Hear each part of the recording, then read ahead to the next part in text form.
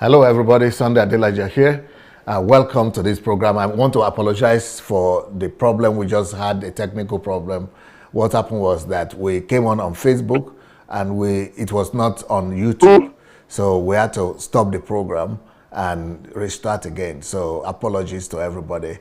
And like what I was saying in the beginning is that this program here is so important. I cannot overemphasize the importance of this program today.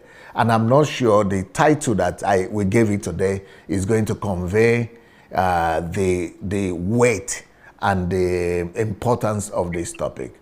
I so much would like to ask everybody that is watching to go share this topic, because the person I'm having today is it's not just a very vocal and bold and eloquent speaker, but he has first-hand information with northern part of Nigeria and with the people that supported President Buhari and the kind of phenomenon President Buhari is in Nigeria. So we that are coming from the southern part of Nigeria, we mostly don't know this man like this. And I think a lot of Nigerians might not really know who this man is for real. But,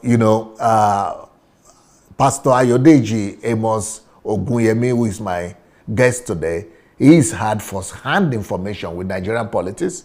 He has a lot of friends in Nigerian politics, even though he's living in the diaspora outside of Nigeria right now. But he has a lot of information. And he has even met Buhari himself personally.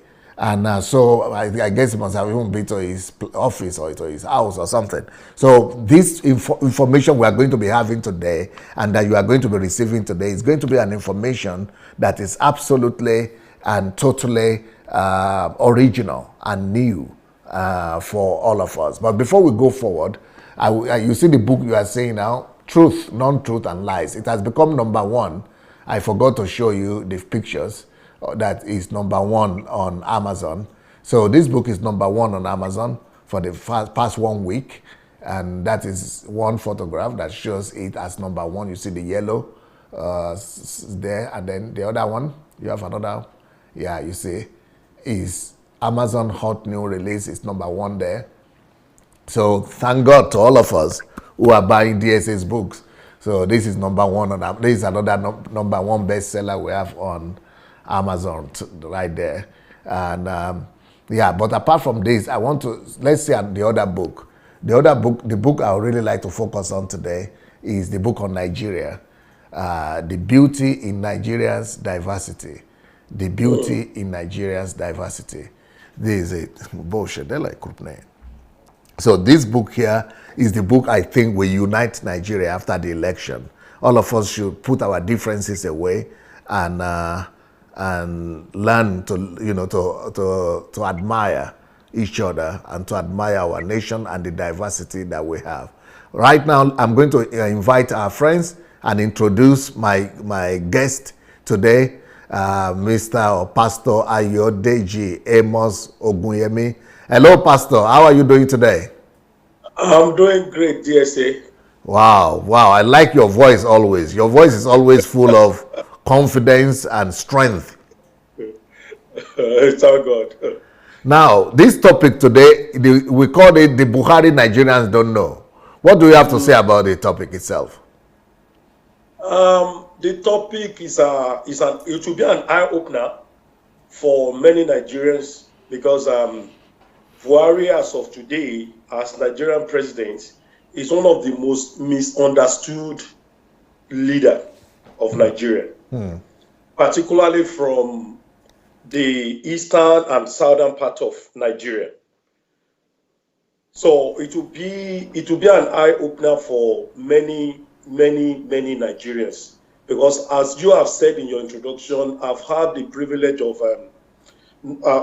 meeting Buhari twice. Wow, twice? Yeah, twice. And as a result of because let me a little bit introduce myself. Yes, please. I grown up in northern part of Nigeria called Kaduna State. But your name looks Yoruba to me. My names are AYODEJI Amos Ogunyemi, but people call me Kenny because I happen to be born in twins. Ah. So, Because I personally only know you as Kenny Amos. Kenny Amos, yeah. That's the Kenny is taken from my full name is Kehinde AYODEJI Amos Ogunyemi. Okay. You know the way we Nigeria give a lot of names to, so Yes. when I diaspora, I have to drop the Kehinde. But people that I grown up with, they still call me Kenny. People back at home in Nigeria, people that we are classmates, they still call me Kenny. But my official name is AYODEJI Amos Ogunyemi. But if you look at my what's it called? My Facebook page is Kenny Amos. So a lot of people go on with that. Yes. And so that is that. So I grew up in northern part of Nigeria. How were your parents living there, or did you travel there, or you were born there? How did that happen? I was born in Ogun State. Okay. Oh yeah, are you from Ogun State? I'm from Ogun State. I'm an Ijebu man. No. Yes, sir. That is where I come from. I know. Where are you from in Ogun State? In Ijebu? From Ijebu. Ijebu? Yes, sir. Wow. From Ijebu, and my great grandparents happened to be one of the first set of the Christians that brought Christianity to Ijebu. Wow. So, but I grew up in my own father. They gave birth to me in Ibadan. I live in Ibadan briefly, just a few, I think for 2 or 3 years before things became so terrible for my parents, because we lost everything we've got in a fire disaster, and we are a family of 7 children, and I happen to be the only male among them. Ooh. So there's this my auntie who happened to be my mom's senior sister, who live in Kaduna, working in Kaduna with what's it called? The Nigerian Army. Used to call it 1 Mechanized Division. Okay. She was a military personnel, and she came home that year, precisely in 1980, and my parents could not afford my education anymore, because like 7 of us, we've lost everything we got in a fire disaster, and it's like my dad was just an ordinary teacher, and here I am, a very brilliant chap. So my auntie decided to take me to Kaduna at the age of 7. Wow. And I was being enrolled into Command Children's School. Command Children's School in those days, Danchuku Road. Command Children's School, that was that was where all the children of who is who in Nigeria then, because we used to be military era then. I school with Buhari's children. Wow. Command Children's Danchuku Road. Wow. I school Theophilus Danjuma's son, Adamu.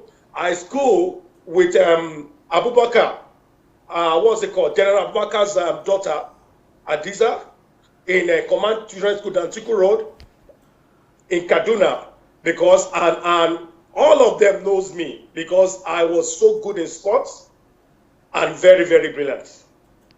So that is the beginning of my journey and how I got to Kaduna. And in the course of it, I told you I grew up in Kaduna, school in Kaduna, work in Kaduna. And in the course of it, I was able to have a lot of network, friends with those in power then. Those empowered, who their parents were empowered then. And in the course of growing up, I schooled in Kaduna Poly. Kaduna Polytechnic happened to be the second largest polytechnic in Sub-Sahara, with a population of over 33,000 students. Wow. And with 12 campuses. Wow. I had my program there. I studied food technology then, both diploma and HND. And in the course of it, I find myself in politics. Wow. In student union politics. And you see, the pattern of which Kaduna Polytechnic enroll their students, it is an institution that is being owned by the then 19 northern states of Nigeria. So when they are doing their intake, they take two students per course for each of the departments. But for those that come from the southern part of Nigeria, that is from the Igbo speaking, Yoruba speaking part of Nigeria, the intake, the admission intake is normally two from whatsoever, from the two candidates will represent what's it called? Will be taken for a department for a course. So, and I happen to be in the course of my studying, I happen to be a leader, a student leader of the Yoruba speaking students in the whole of the northern part of Nigeria. Wow. So this, and then they call me president of president because I was the president of the Ogun State Students Association National. I was also the president of all the Yoruba speaking students in the whole of the northern part of Nigeria. Wow. And in the course of it, there was a crisis that happened in Nigeria in year 2000, the Sharia crisis. The Sharia crisis, which happened as in there was a governor of Zamfara State, I think, what's his name, Yerima. He wanted to implement Sharia. His own state of assembly, they passed a law that they want that state to be governed by the Islamic law called Sharia. Yes, I remember. Yeah, that was in 2000, and that was really the time of the regime of Obasanjo. And in the course of it, that becomes like almost all the northern state of Nigeria started copy. They copy. And when it goes to Kaduna, Kaduna used to be a very volatile state in the northern part of Nigeria. Hello? Yes, we're here. We hear you. Kaduna used to be a very volatile state in the northern part of Nigeria. The state assembly, which is the what's it called? The law making. Yes, they call it the state assembly. Yes. Yeah, of Kaduna State, they tried to pass Sharia law into law in Kaduna, not minding the population, because they took the population of the Christian in Kaduna State for granted. They were thinking they were minority, not knowing that it was 50-50. 50% Muslim, 50% Christian. Okay. And in the course of trying to pass that law, Kaduna State engulfed into crisis. People were being killed, people were being slaughtered, people's houses were being marked. But what we had is that they were killing Christians and Southerners. They were killing Christians and Southerners, and it was a premeditated plan. So in the course of it, and even the Igbos were also a victim of it. So in the course of it, Kaduna engulfed. Kaduna was in crisis, in a religious crisis. And as a student leader, we deem it fit that Kaduna, we need peace in Kaduna. We need peace. I gathered some student leaders, my fellow student leaders in my institution. Then I say, you know what? We need all these politicians, if they cannot sit down and give us peace in Kaduna State, I would deem it fit upon myself to bring everybody together. And I want to tell you what General Bakar Abdul Salam and Reverend Father Kuka are doing. It was my initiative. Wow. Interfaith. Yes, interfaith. Yeah. It started in Kampoli with some students. We call ourselves together that we need to live in peace and harmony. We need to reach out to each other. And while doing that, we couldn't go far. I now begin to use my own association and my own position then to reach out to some stakeholders, to reach out to some senators. And I have a privilege, one of the most prominent Nigerians who happen to be very quiet, but very, very prominent, happen to be a matron, a woman, happened to be a matron of my state student association, Ogun State National Student Association then, and she happened to be Mrs. Zayad, Amza Zayad, Folashade Amza Zayad. She was the head of ABU Teaching Hospital, and her husband was Dr. Rafindadi Zayad, who happened to be the chairman of Bureau for Enterprise, and also the best man for go on his wedding. And they took me like their son because I was so close to them, and they begin to introduce me to who is who that I can reach out to, that my program is laudable, if in as long that I want to promote peace, and it's coming from a student. And I was introduced to a lot of senators. Okay. And a lot of senators then that come from the southern part of Nigeria, another part of Nigeria, and even met the governor of Kaduna State then, Adelaja Ahmed McCarthy, and that was the beginning of my journey in politics. Wow. In politics. And in the course of it, as time goes on, was able to meet a lot of Juba Kadibo, who was the Senate president then. Yes. Who was the Senate president then, met a lot of senators, and we're trying to see how we can bring the president, the sitting president then, President Olusegun Obasanjo, to Kaduna, so that peace can be restored back to Kaduna. Right. So in the course of it, I was able to meet a lot of politicians. I was able to, always at the National Assembly, meeting senators from very different states, to be able to convince them, to be able to see what we want to do. We need peace in Kaduna. We need peace in other parts of Nigeria. So in the course of it, I happened to meet President Muhammadu Buhari. Was there. It was just, that was around 2000. In fact, it was twice in 2003. He was in the opposition that time. He was not yet in opposition. Oh, I met him. Okay. The first time I met him, he has not even come into politics. Wow. He has not even come into politics. I met him in the house of my matron I mentioned to you, in their house in Jabi Road in Kaduna. They stay in number 4, he stay in number 6 Jabi Road. Wow.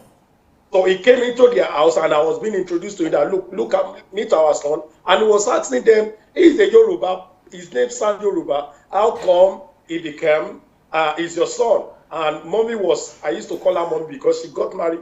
Dr. Rafin Daddy, Hamza Zayat, was the wazir in Castina, that is next to the emir of Castina. Wow. Then it's late now. So he used to be very close to Buhari. So he was not saying, Maimuna, that is the wife, that is the president of the student association, this is a very nice boy, this is that. And that was the first time of meeting Buhari. Wow. What a journey you got. Yes, sir. Now, but later on, you got to know him after he had entered politics also. His first election, that was in 2003. He was a candidate of All People's Party called AMPP. Okay. That was in 2003. And I happened to be working for a senator. It's late also, Senator Ahmed Harua. He was contesting for Kaduna North Senatorial District. Okay. I was working with him with also his PA. His PA is a member of a National Assembly now, my very good friend, Mahmoud Abdul Kadri, representing Niger Lapai constituency. So he was a PA to him, and he brought me to their team to come and come and work with us for Senator Arua, who happened to be contesting for a senatorial seat then. And in the course of being their team, then I met the president, the sitting president now, Muhammadu Buhari, for the second time. And this time around, the Buhari Nigeria doesn't know. One of the things I want you to bear in mind today, when you see or when you come across Buhari, he's a very quiet person. He's a very quiet and very respectful person. If Buhari is sitting in this place, it is when you recognize him or they introduce you to that is Buhari there, you will not know that person of that caliber. Yeah. Sitting. Wow. He meets with everybody. Very quiet. Very quiet, very humble, very truthful, very straightforward. So on working with the Senator Aruwa's team, and I happened to one of the occasions we moved to Buhari's house, and this was towards the time that the election of 2003, the first election he contested, and everybody was working on the field for Buhari. We have to converge at the house of Muhammadu Buhari on a Friday before the election. And a lot of people were coming with all kind of things. And I could remember this particular day, there was this big box, this iron box, you know, those traveling box, those iron traveling box. Yes, those days used to be iron, yes. Yeah. Somebody brought it and it was full of money, dollars, with the plastic. US dollars. Yes, sir. And they were sharing to different states, Kano, take your own for, to be given for logistic purpose for different states. That was a day before the election. But where they were sharing that money, it was not where Buhari was. It was in another hall, but he was sitting at that. So, and my friend, my team I was working with, they came with 100 set of mobile phone. They used to call it Turaya in those days. This they call it Turaya cell phone in those days. Okay. So my friend, I was now asking my friend that all this one that everybody is bringing this, is it Buhari's money? He said no. All this money they were sharing, somebody volunteer to release the money to support his campaign.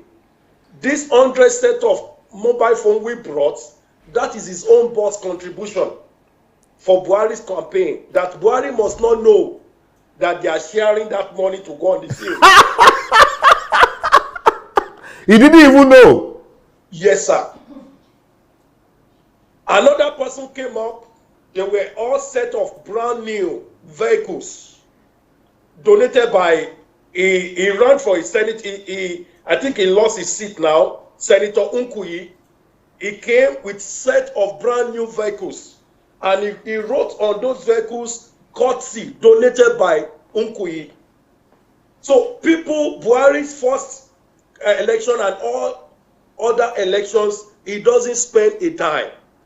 He doesn't even know how people are distributing. Yes, sir. That is the Buhari I know.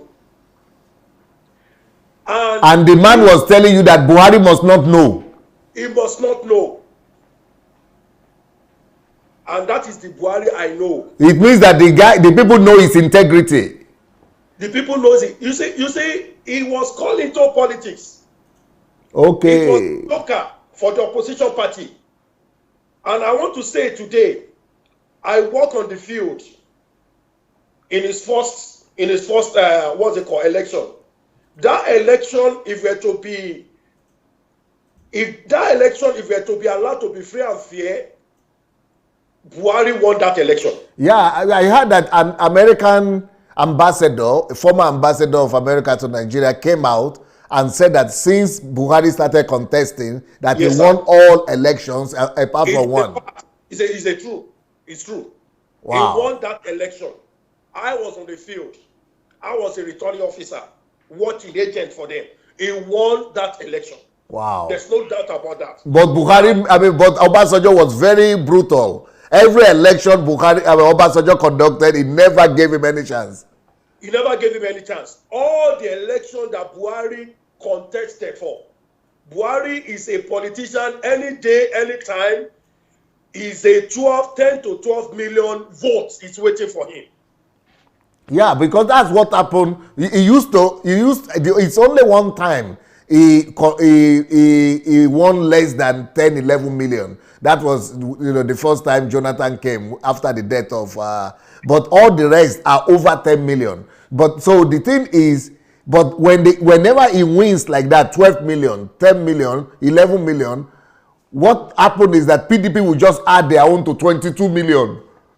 No, PDP during the time of Obasanjo, and I used to say to people, I'm a very frank person, and I only fear God. I will always say the truth. You see, during the time of Obasanjo, PDP never won any election. PDP write results. Yeah, because what happened, what is surprising is that how could you be winning 25 million, 30 million, and then all of a sudden, when you are no more there after the election of Jonathan, when Jonathan himself conducted it, then it is already 11 million, and now it is. DSA, where did the people disappear to? Meanwhile, the Nigerian population has grown. Yes, one of my experience on the field during the election in 2003 was that, you see, before the polling booth opens by 8 in the morning, the polling agents, they come with the ballot boxes already filled. Wow. Printed. That is your own experience? Yes, sir. Already filled, printed for PDP then. Yeah, so there is a video where a chieftain of PDP said, that is what we did. All our elections, we enrolled them. Former Deputy Senate President, Manchu. Yeah, you saw the video. Yes, sir. Manchu. He's the first deputy to Senate President, and he confessed that we enrolled everything. We bribed the police, we bribed everybody. All PDP elections were fraudulent. So he confirming what Americans said. Yeah. So. But on the other hand, the funny thing is that Buhari always stable. The same number of votes is always been having is what he still won this time too. Yeah. So he saw nothing changes in it. Even when he lost, he still won the same amount of votes. You see, before the election, you brought, I cannot remember how many presidential candidates you brought on yes, the platform. Many of them. You interviewed them, and I listened to some of them, and I just found some of them to be daydreamers. I listened to many of them. Even when I'm at work, I'm in meeting, I listen to many of them. And you see, you could see, or I heard some of them saying they will beat Buhari hands down. They will do this, they will do that. One even said it's short of 60 million votes. Yes. I don't want to mention him. Yes. And let me tell you from my own experience, the Buhari I know, that Nigerians don't know. I happen to have my National Youth Service Corps service in interior northern part of Nigeria, in a state called Yobe State. And I serve in a local government called Fune local government. It's just like 15 kilometer drive to Niger Republic. And in the course of serving there, it was a different experience for me to know Buhari more. Heard a lot of things about him. And as I'm talking to you, if I'm going to do my PhD in leadership, I will use Buhari as my thesis or use Bola Ahmed Tinubu as my thesis. Wow. And that's a discussion for another day. Because Nigerians don't face reality. Nigerians are too emotional, particularly those from the south and the eastern part of Nigeria. Yeah. They don't really face the facts. In the course of my serving in Yobe State, I got to know Buhari more. You see, Buhari is a movement. Muhammadu Buhari, the so-called Talakawas, the poor. What is Talakawa? The poor, the masses, the beggars. Okay. The poor. They reverend him. They love him. They can die for him. You see, when you see, I will sit together. When you see them, those that will really vote, and their vote will count, they are these people.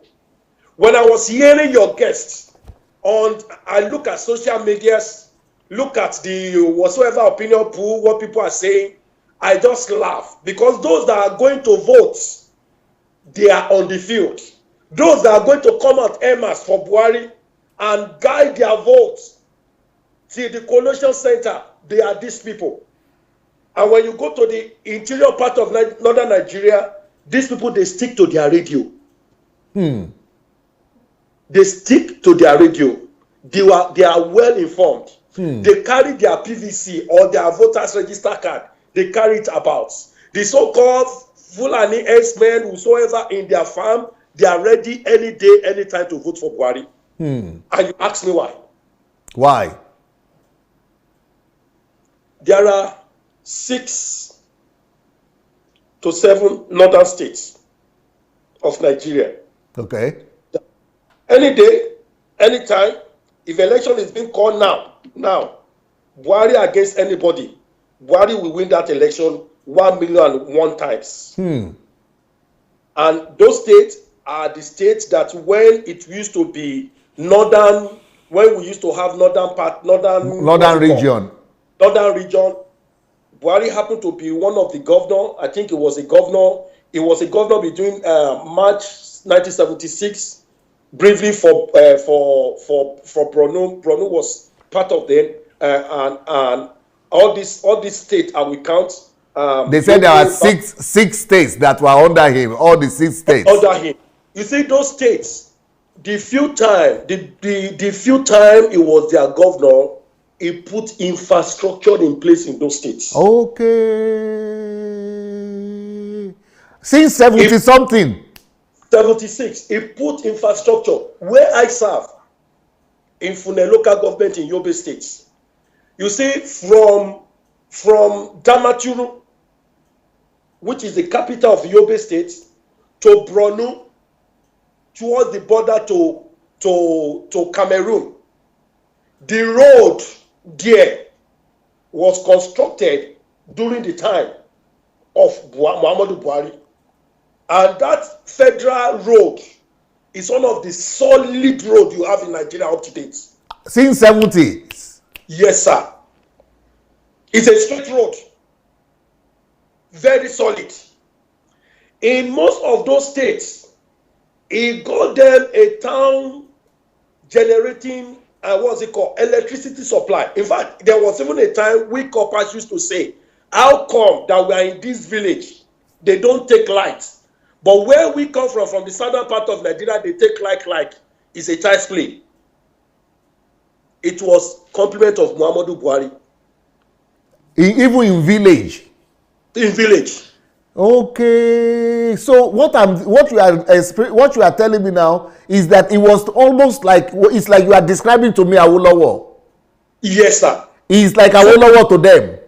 It's like Awolowo to them. Okay. So if you look at all those states that he got, in fact, I was even disappointed with the number of votes that came from those states this time around in the election. Wow. If he contests with Atiku 1,000,000 times, he will win from those states. He will be getting more than what he got. Wow. And you know one thing that touched the Hausas people, particularly the masses, they don't forget their helper. Okay. They are benefactors. They don't. And Buhari is a very truthful person. And that is why they call him Megeskia. Megeskia? Megeskia. That's what they told me yesterday. Megeskia. Megeskia. And what does that mean? A truthful person. Man of truth. Man of truth. That is what they call him. Yeah, Megeskia.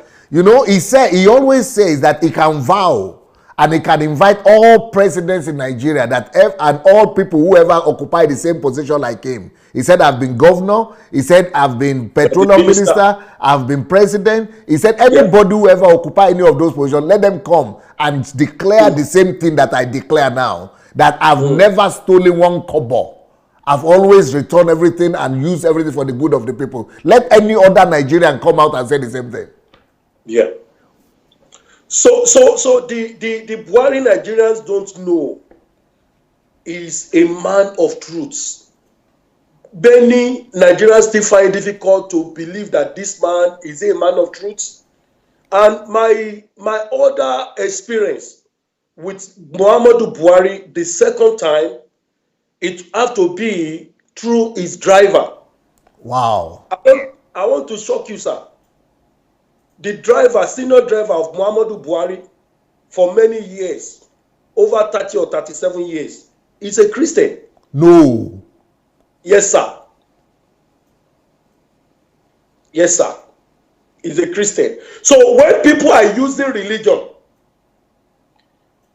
using that this man is a fanatic, this man is this, when you get very close to Buhari, you will discover that he's one of the most tolerated. He can tolerate any religion. Wow. One of the most tolerant Nigerians. Yes, sir. Yes, sir. His chief driver, his name is Tunde. I know him very well. He has been driving for almost 37 years. He's a Christian. And I heard that his cook is also a Christian from the eastern part of Nigeria. You see? So when they were using religion, coloration into it, that don't vote for him, want to Islamize Nigeria, do you know what those GOs or those people that are propagating that propaganda are doing for Buhari? They were strengthening Buhari's votes in the north. Wow. You see, the Christian body, they shoot themselves on the feet by using that. Why? How? Because anytime I listen to one of the GOs using his platform to propagate all the rubbish he was saying, I said, these people, technically, you are campaigning for Buhari, because a normal northerner, the Talikawas, once they hear that, they believe that, okay, he wants to Islamize Nigeria, because majority, 70% of them are Muslim. So he wants to Islamize Nigeria. Oh, we vote for him. Wow. We will vote for him. We will vote for him. So they shoot themselves on the foot. And you know what? People are the one that always yearn for Buhari to come and be Nigerian leader. He doesn't have the resources. Me, that was an agent for him in 2003, we're not being given anything. We're only being given drink and thank you, everybody. He doesn't have the money. Wow. I can say that anywhere, any day. He doesn't have the money. Buhari doesn't have, he's the only Nigerian politician that is so lucky that people follow without not expecting anything to get from him. Wow. During the time of the campaign, I have the privilege to travel home. I saw the way people are rooting for this man. You see, all those campaigns you saw, and you saw crowd, that is the love they have for Muhammad. It's like those people were fanatical. It's like they are going to see the Lord Jesus Christ. Yes, they are not being paid. That is the Muhammadu Buhari that Nigeria. Because I mentioned this the other day, that this crowd, the way they were going, even one state even had public holiday. I mean, the way they were going, the way they are trooping, waiting for hours. How many will you pay? 2 million people gathering, 1 million people gathering in one place. Just to, they say, people just told me, no, they pay them. It's just the same crowd you will see for Atiku. It's the same crowd for Buhari. I said, but there is a difference here. It's like people have dedicated to this man. You see, I don't know the one of the south, of the east, but you see the one of the north. Take it. They are natural crowd, lover of Buhari. Because you've been there, you've been among them, you've yes, sir. worked for them, for the team. Yes, sir. So and you see, when Buhari talks, he's a man of his words. Okay. And the mistake Nigerians, particularly the elites, particularly the educated elites are making now is that Muhammadu Buhari, when he said he will do something, he will do it. Yes. He's trying to diversify Nigeria economy from being a mono economy to a diversified economy. For the first time since the 70s, this year, Nigeria economy is now 50% has come from non-oil income. 50% for the first time in the history, just during his regime now. Yes, sir. So and when you see, the Buhari Nigerian doesn't know is that the way a common northerner will take the words of Buhari when he talks, they take his word very serious, and they listen to whatever he says, and they go towards that direction. Okay. You see, when Buhari is talking, he keep on saying, I want you to go and till the ground. Go and do agriculture. Agriculture. You see, before the coming of Buhari, one of the tools or also material you need for you to have a very good agricultural yield was fertilizer. Yes. Fertilizer in the northern part of Nigeria used to be very, it was like it's a very scarce commodity, very expensive. But when this man came on board, he make it cheaper, he make it affordable for them. Okay. And he set up a sort of agricultural, what's it called? Program. Bank loan for people, for the farmer to have access to, for them to be able to, to help them in their farming. The northerners, they are so wise. They follow the direction you want them to follow. The ones that are shouting that things are difficult in Nigeria, oh, his time is tough, things are difficult, we are hungry.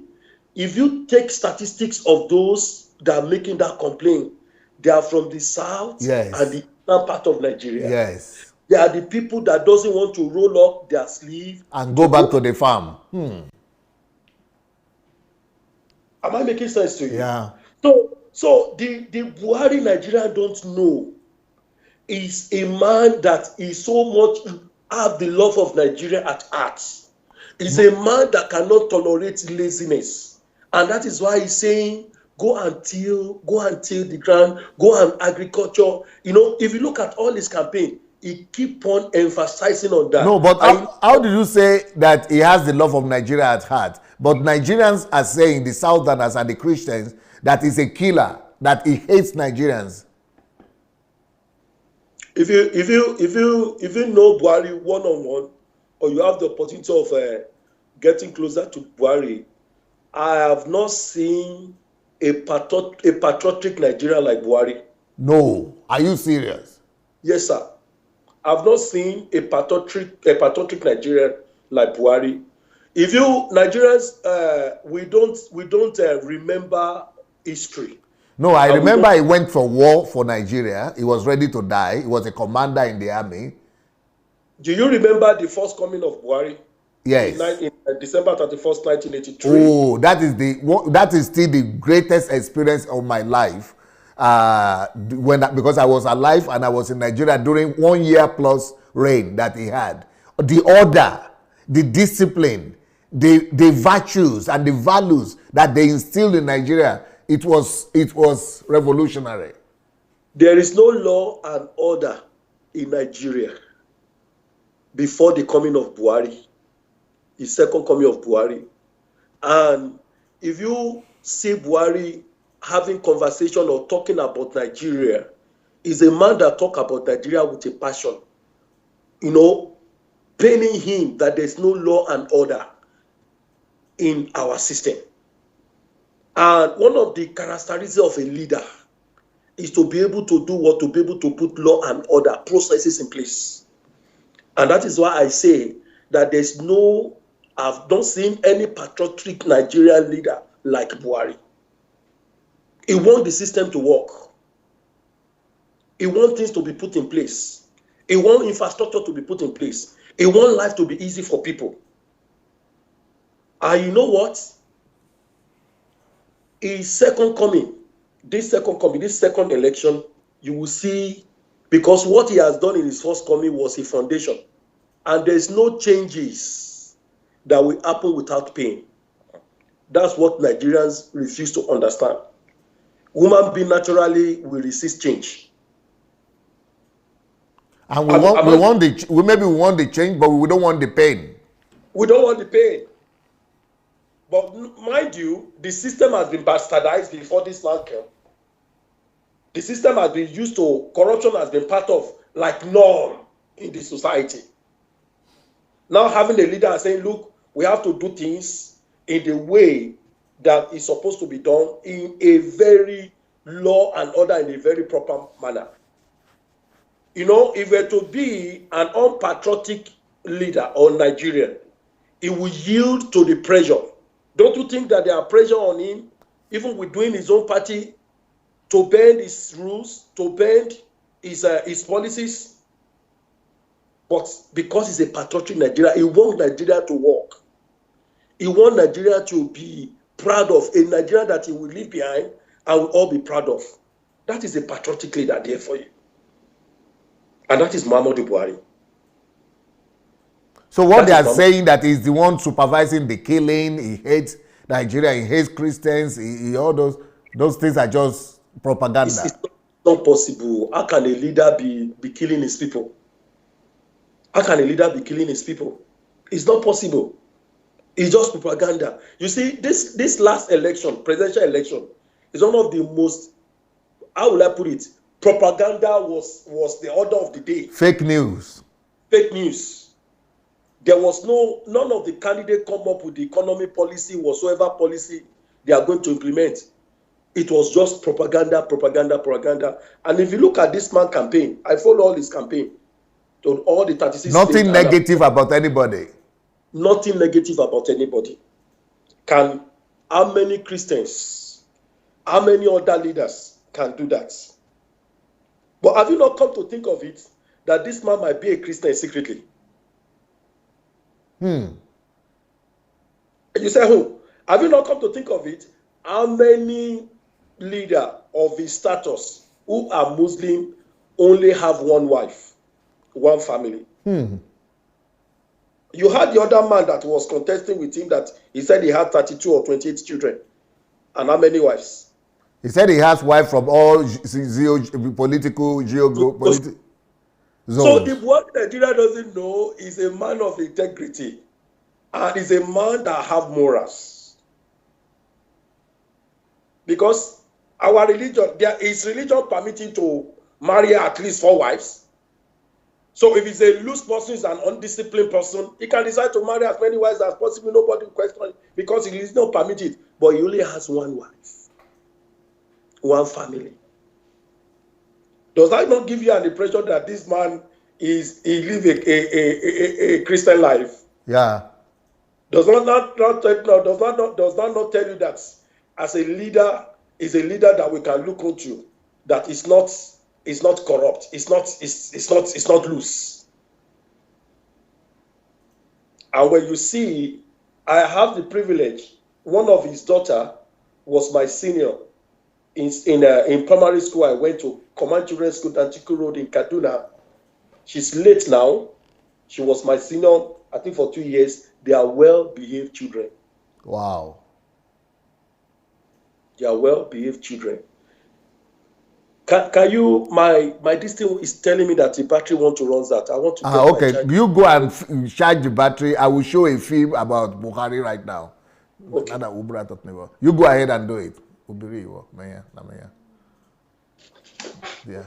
So what we are going to do is that we are going to watch a video about President Buhari, and just let's So let's go ahead and have a look at this video.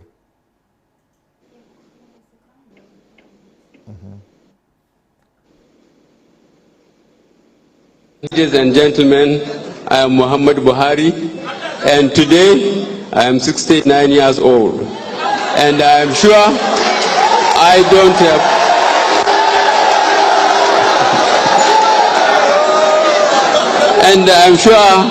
don't have to remind you that I have fought many battles in my life. I have fought drift and purposelessness in this nation. I have fought corruption and indiscipline. I have fought indolence and betrayal of trust.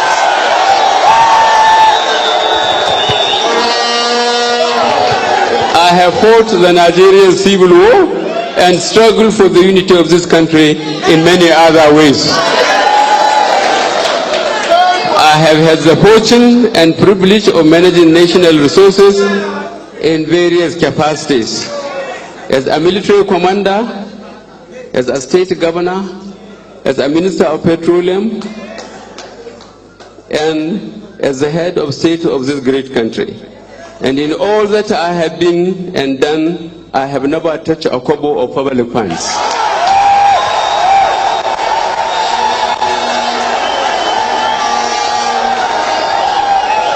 I say this.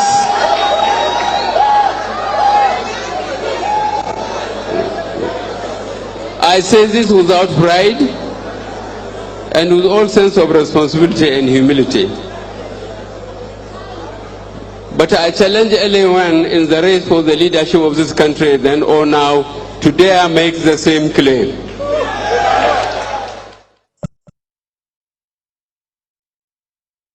Okay, we are going to see the other one.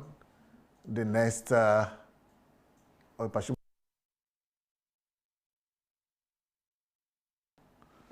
right. So meanwhile, while we are waiting for the second video, I want to say this is a book about Nigeria that I want to recommend to all Nigerians. The Beauty of Nigeria's Diversity. So if you have not gotten that book, go look for it on Amazon or on Okada Books, or you can read it for free on Kindle Unlimited. That book will really bring pride out of you for your country. Let's see the video.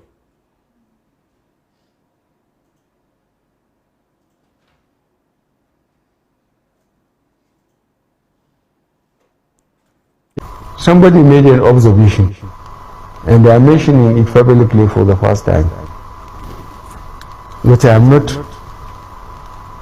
patronizing the Igbos from the southeast.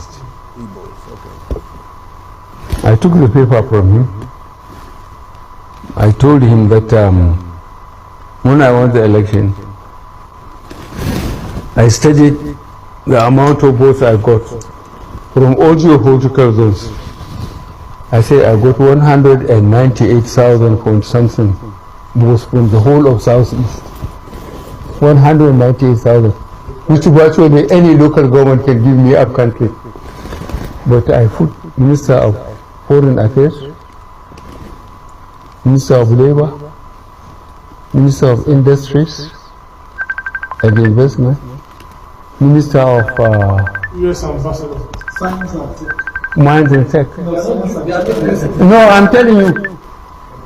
The U.S. Ambassador for this one. No, don't talk to even with the U.S. Ambassador. That one he wrote a minority report on my behalf. So I'm saying this back. But these four, I never knew them from Adam. Oh, wow. Okay. That is the second one. So let me say the first one, the first video I showed, Buhari was saying that he has been in all positions of responsibility in this country. He has been a commander, an army commander. Somebody made an observation, and they are mentioning it publicly for the first time, that I am not.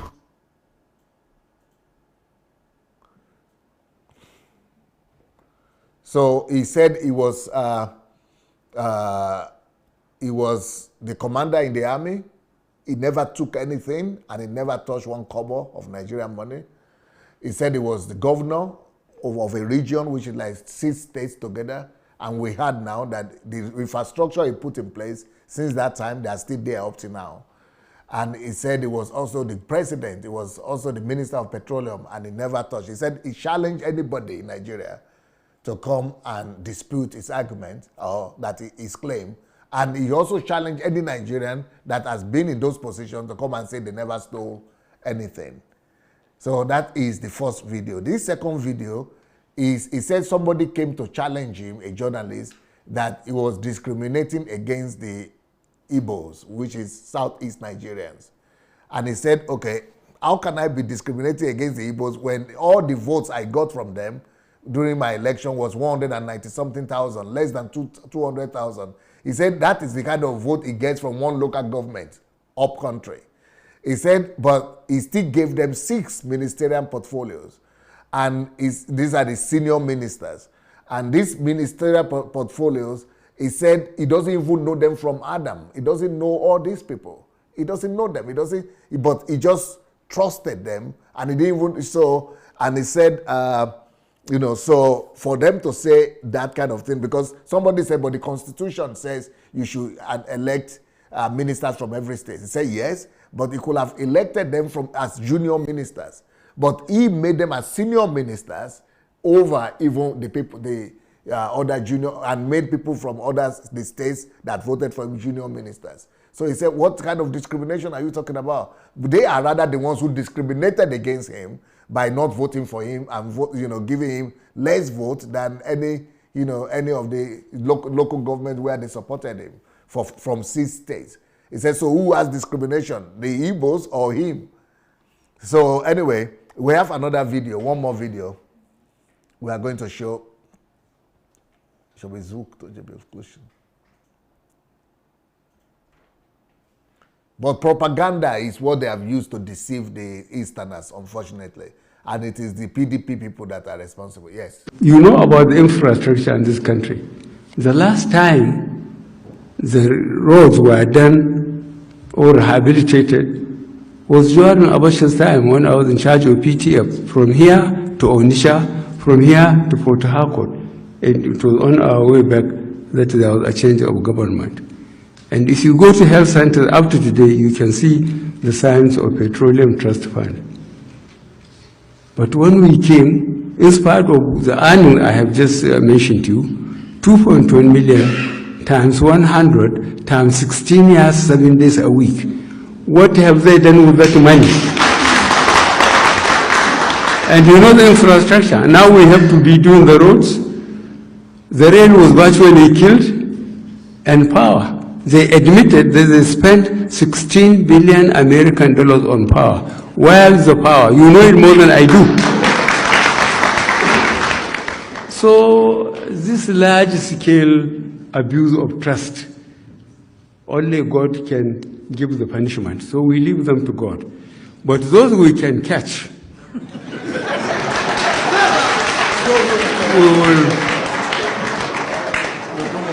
we will take them before the courts and get them prosecuted.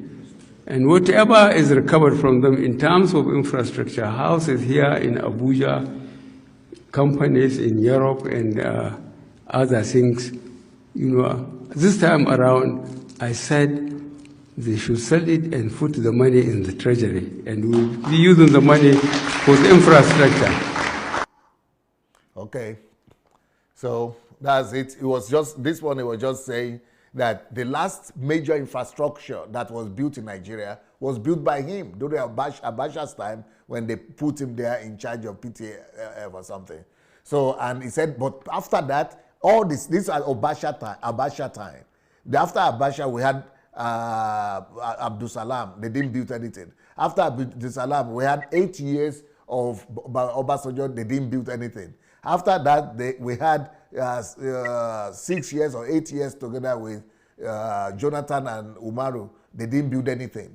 He said the last time anything was built, any road was built in Nigeria was that time, and railway was dead. Now, he said that you go anywhere and see it is what he built, because Abacha put him as a man in charge. And he said, but they made more money, maybe 100 times more money than when he was doing those roads. And he said they made, he calculated it. If you calculate the amount, he say it is $1 trillion in the 16 years. $1 trillion. Do you know $1 trillion? There are only 15 countries in the world that have economy of $1 trillion. What PDP made in 16 years is that $1 trillion is double our old GDP today from 1960.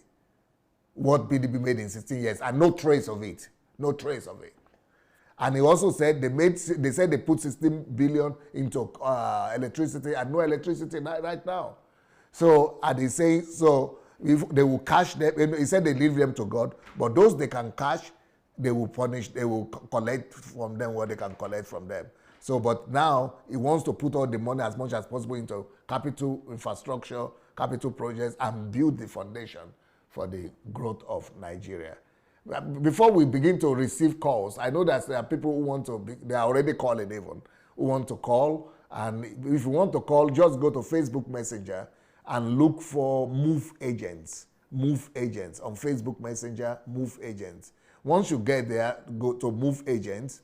Go ahead and just write that you want to call. You are already calling. Don't call. We call you back. Because when you call, you are disturbing the program. So just go to Facebook Messenger, look for Move Agents, one word, and just write that you would like to call, and we will write you back and call you back. Okay, don't call just like that. Before we begin to receive all these calls, I want to hear what Pastor AYODEJI has to say about these videos we have seen from Buhari. Hello, sir. Hello. Yes. Yes, sir. Yes. I look at the video briefly, and that is the true reflection of who President Muhammadu Buhari is.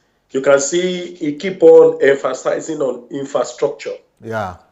He keep on emphasizing on basic amenities like power, roads, and not corruption. And no corruption. You see, let me make something clear here. If you look at most of the infrastructure that have been put in place so far, is concentrating more on roads, railway. Are you know what I'm saying? Yes, and refinery. And refinery. And do you know that most of this infrastructure is concentrating on, basically it's trying to make life to be easy for Nigerians. 80% of Northerners are farmers.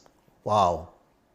And for them to commute their products from the farm, from point A to point B, they need good roads. Yeah.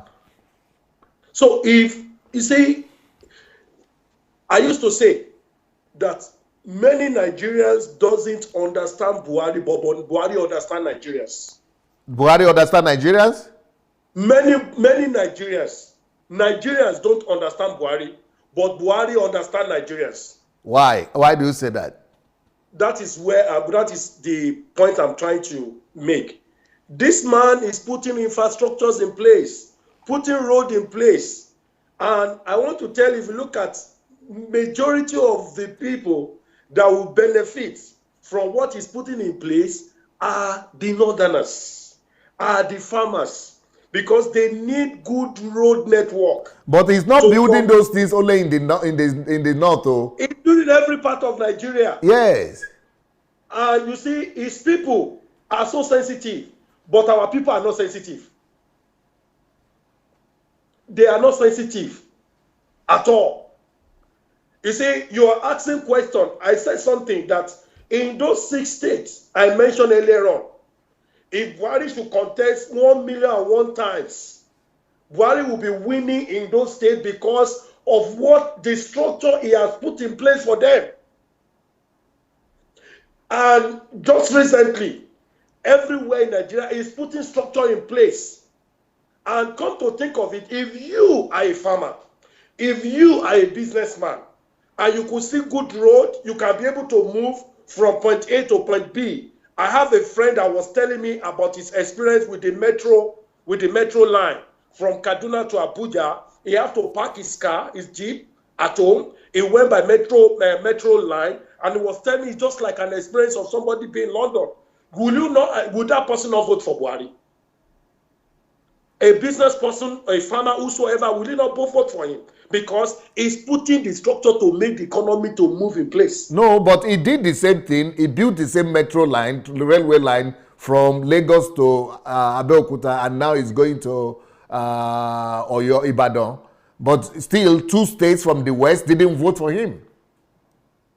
It's because they don't know him. It's because they refuse to understand him. It's because they have made up their mind based on the propaganda they have been filled with. But if we have to be realistic with ourselves, there is no Nigerian government that within 3 years that have put those kind of structure in place. Yeah, even in 16 years, the other people have not put it in place. With little resources. With little resources. Even in Ibadan, do you remember how long everybody have been crying about Lagos-Ibadan Road? Lagos-Ibadan Express Road. And look at this man putting in place. Even the article is the road to his hometown in Jeddah. This man constructed it. Yes, and I saw that the one to the road to the village of Jonathan also he constructed it. Yes, sir. Were they not one-time presidents? Don't they have the resources or the power, the ability to do that? And even the airport in Rivers or Port Harcourt, they always vote against him. And he went and give them the new airport, the construction. So we although Jonathan was there, the one they voted for, he never reconstructed the airport for them.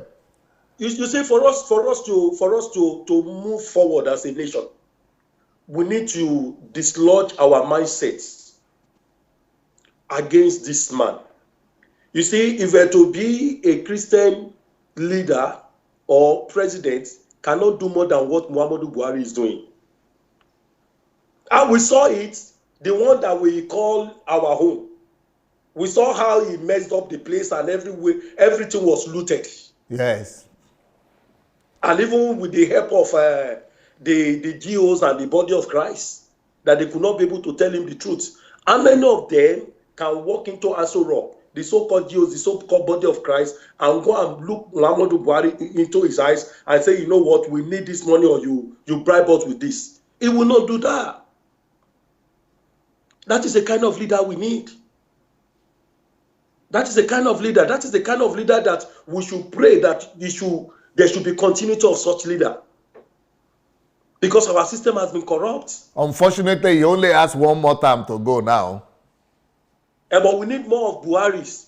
And I want to believe they are younger people. You see, we need to, you see, the problem. I told him one thing in the course of the program. If I have to go into politics now, I will go into politics and allow myself to be mentored by this kind of people. Buhari, Tinubu, I don't know whatever anybody may have against these people. But you know what? Even in the Bible, God said you should go and learn what from the ants.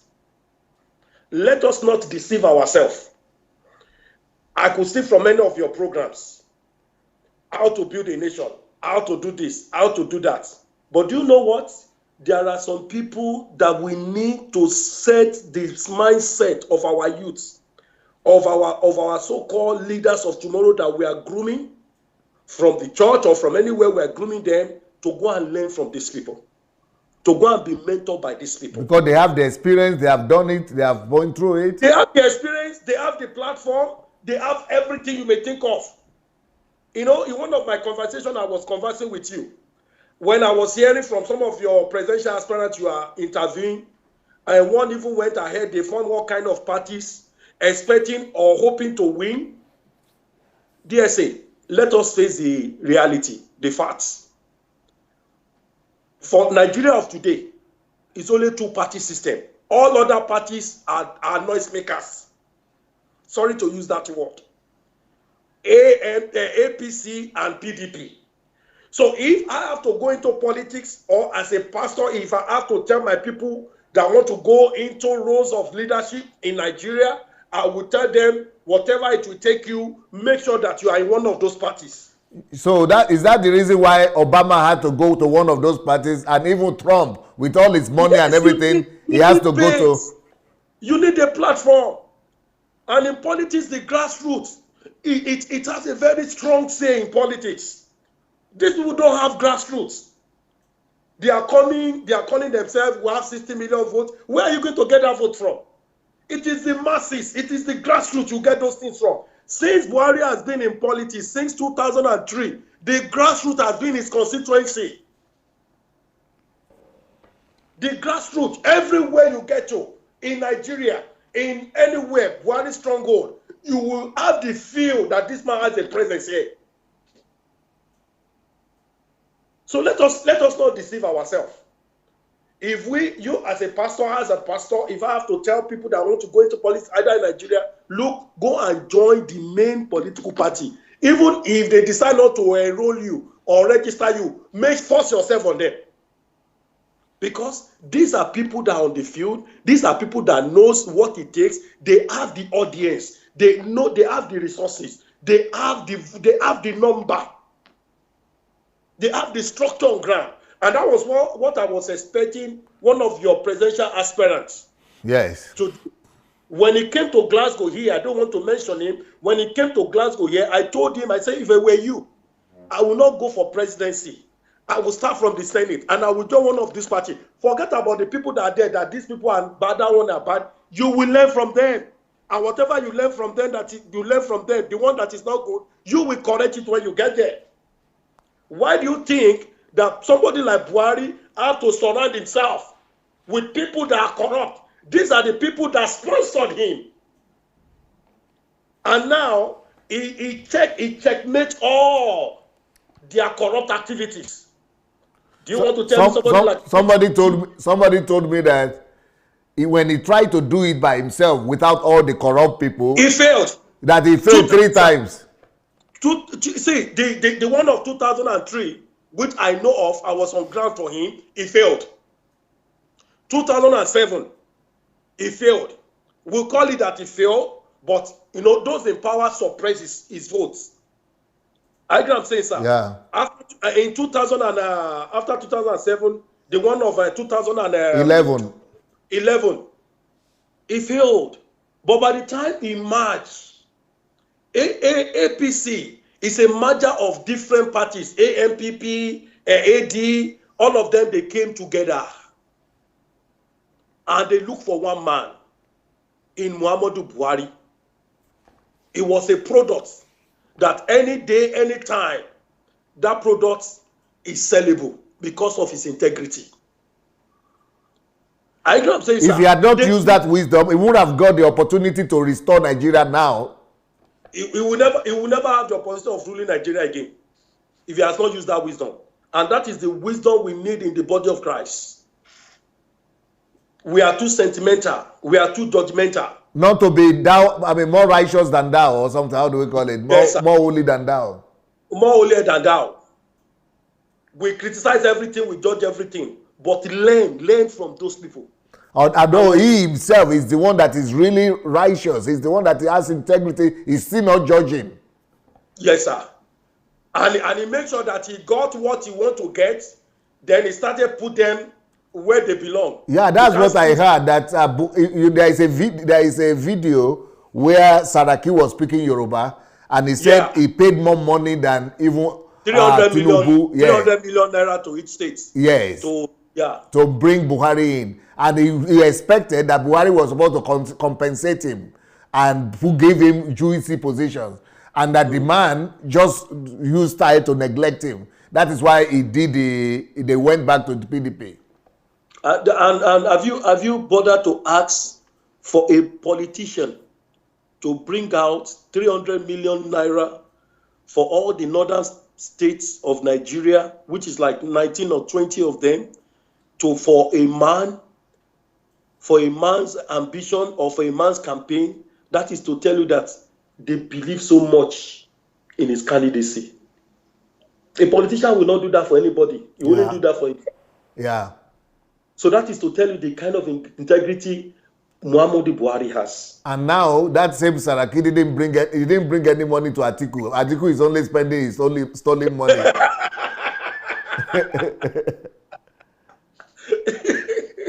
So we need people to look beyond, particularly the body of Christ, of what they are, the mindset they have now about politics. You see, when you are interviewing all your special guest presidential aspirants, they have the quality, they have what it takes to be a leader, but they don't have a platform. They don't have the platform. They don't associate themselves with those that make things to become their ambition to become real. Okay, I was reading the news yesterday. Because APC they can't present a candidate in Rivers State. Okay. And one of the stakeholders, Rotimi Amechi, said, we will support this particular party. And I was reading on the social media the reaction of that party followers. Oh, we don't want him.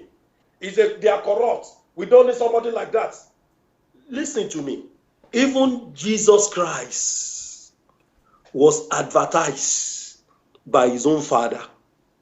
The Bible says when he was baptized by John the Baptist at the river Jordan, the Bible said the heaven was open and there was a voice that said, "This is my beloved son in whom I am well pleased." That was an open endorsement of our Lord Jesus and Christ. Jesus Christ.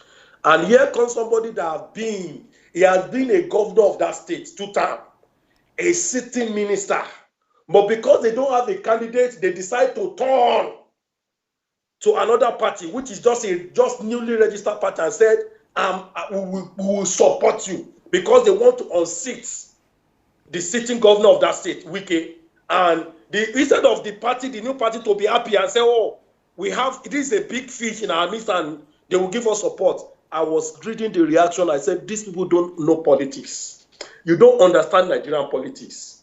If you have one of that weak, what's it called, Rotimi Amechi in your party, somebody that has been a presidential, how would I put it, spokesperson or a presidential director campaign director 2 times back to back, he has a wealth of experience, and that is where the church is supposed to tap from. I would rather go and learn. If I want to be a leader of a nation, I will go and learn from those people. I will forget about their character.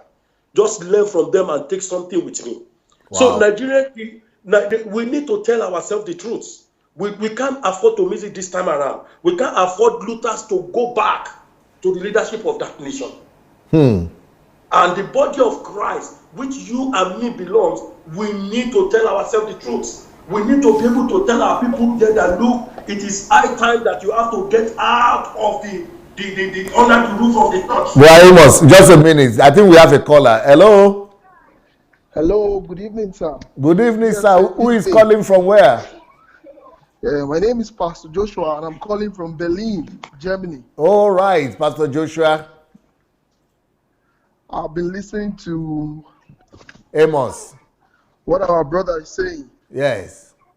I just want to say, all the things he says from the time I've been watching, he is 100% right. Wow. I just want to confirm it. Wow. I told them in Berlin, as a pastor, I put 200 euros down, and I told them, I said, if Buhari did not win, they should take it. Wow. In the church.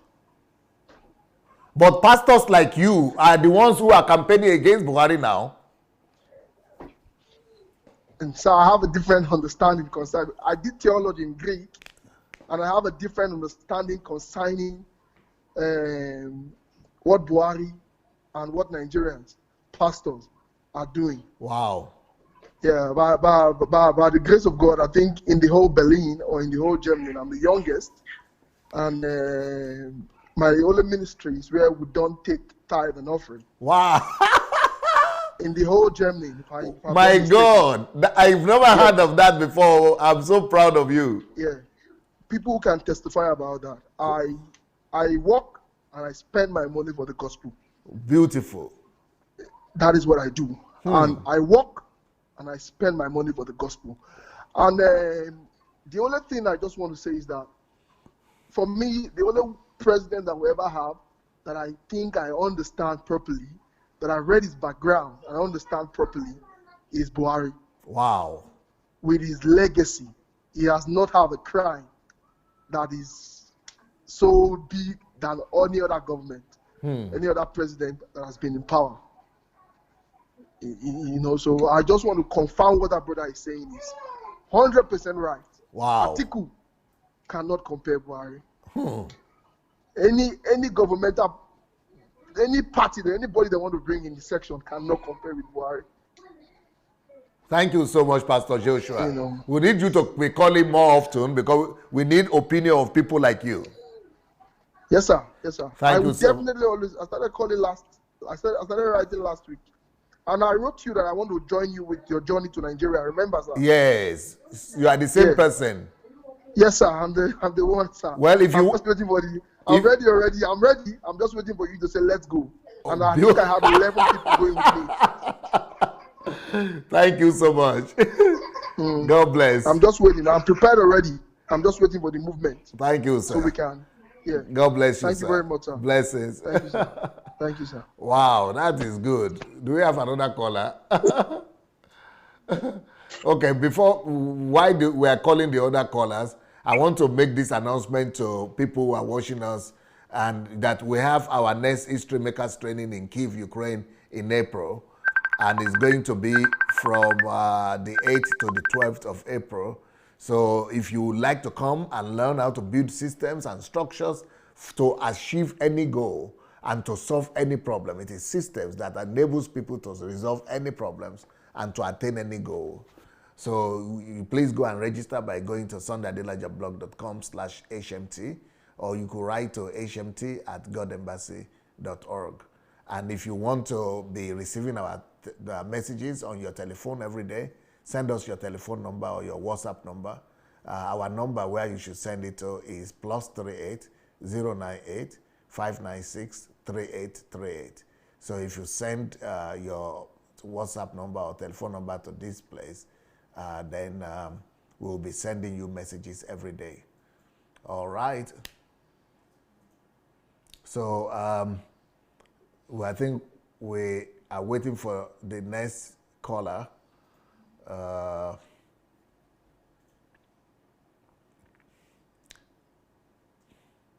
Because I see that we have many callers. Many callers? Ooh. Okay. Let's see the next. Who is the next person?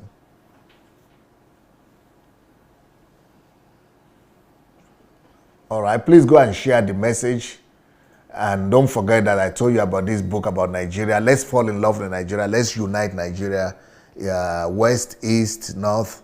Let's unite everybody together. The beauty of Nigeria's diversity.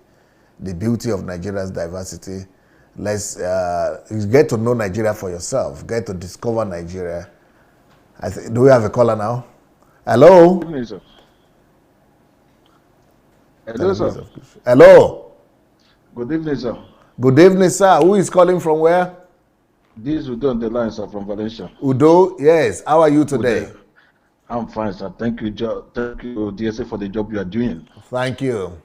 Yes, I just want to confirm what the brother is saying. In fact, he is 101% right. He's 100% right. 101% right. The problem we have in our country is that people don't read. And yes. That's a very major problem that we have. You are correct. We don't read. You see, this man we are talking about now, I don't know if you know about Dora Konyele. Yes. The woman that fought that's the NAFDAC woman now. NAFDAC woman, yeah, the NAFDAC woman that fought drug counterfeiting, yes. Especially among the Igbos. Yes. That woman, it was a commendation letter written by Buhari that got her the appointment in that office. Wow. Yes, she was working with PTDF. Yes. At the time, Buhari was a chairman. So the woman had an operation she's supposed to be carried out in the UK. Okay. PTDF already paid about £12,000 for the operation. But by the time the woman got there, doctors said they couldn't find this thing again. So what did they do? They were talking to a Nigerian. If they had to give her that money, pocket the money, the woman said no. If you see that the operation is not necessary again now, send the money back to the government that paid it. Wow. When this man saw that kind of action, she said, "Who is this person?" And they called Dora Akonyele. She called Dora Akonyele and wrote a letter and commended her in presence of every other worker there. Now, Obasanjo came in, they troubled her that day and saw such a person. Now, Obasanjo said, they called the woman, I would like to work with her. That's better for you. Wow. Yes. Now, I followed this man since 2000. You know, he's a media spokesperson, Femi Adesina. Yes. Femi has wrote several articles on this man that, in fact, if you go through this man and you cry that there are characters like this in this country and the criminals has been dominating the system. Wow. In 1984, when, you know, Tam David West, former petroleum minister. Yes. Yes, that man can tell you more about this man we're talking about. That man, they went to OPEC meeting. Yes. He was as Minister of Petroleum, he represented Nigeria. So while the meeting was going on, they had to shift their meeting to 25th of December. And the man protested that as a Christian, that he had to celebrate his Christmas in Nigeria, not in a foreign land. And because of his action, there was international outcry. Both media, they were Nigerian, that a minister of Nigerian minister embarrassed the government. So the man said he came back to Nigeria. Why he was coming back, other ministers around to Buhari that this man has disgraced us. Do this, do this, do that. He said that by the time he got to Dodan Barracks, the man called him and said, welcome, you've made me proud. Wow. He said, damn, David is alive today. He said, Buhari, you made me proud. He shook hands with him and said, go and celebrate your Christmas, and then you can go back. Huh. He did criticize him.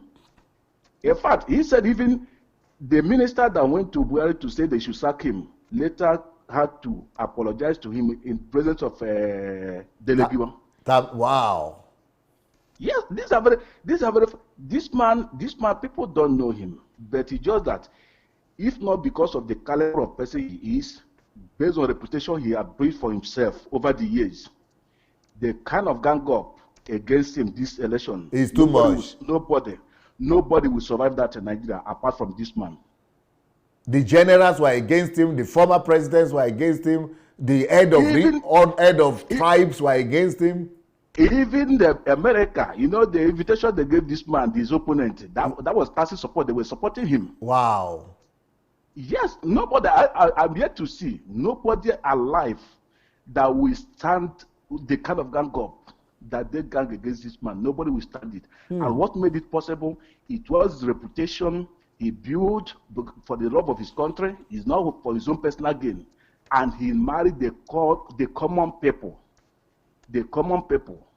The lowly place. He doesn't die with the rich. His constituency is always the poor. They are dear to him. And that's why he had to survive this. Wow. Hello, yes. That's why he had to survive this. So nobody. If you go to former Ogongola State, go and see what the man did as a governor then. This Ogongola is comprised of about 6 states now. Bauchi, Adamawa, these northern states. Yes.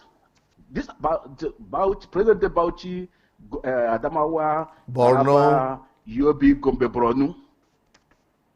When he governed, I've been to this area and I can tell you the road the man constructed, they will tell you that this road will be a superior of time. Wow. So, but the only thing you hear about him on social media and everything most of the time is that he's a killer, he's sponsoring the henchmen, he hates Nigerians. When he mentioned offices, the places he has held as position, he said, anybody come out and say that I have criticized you, I have wronged you on account of your ethnicity or your religion. He said, anybody come, even cleaners. Wow. He said, even cleaners, anybody. And nobody has been able to point out one person. Everything you hear is just about conspiracy. And this last election now, the pulpit robbers took it to the stream. They took it to this because that is the level they can go. They were desperate because loopholes has been blocked. Did you hear that they said it's not the one that is Jubril? Forget about those stories. Forget about those stories. And I keep telling them, till tomorrow, nobody, no northern alive that will challenge him in election and win. Nobody. Nobody. Nobody. And like I said something last time I called about Per Eton. Yes. I'm very sure, so long heaven exists, those that mock this man, they will they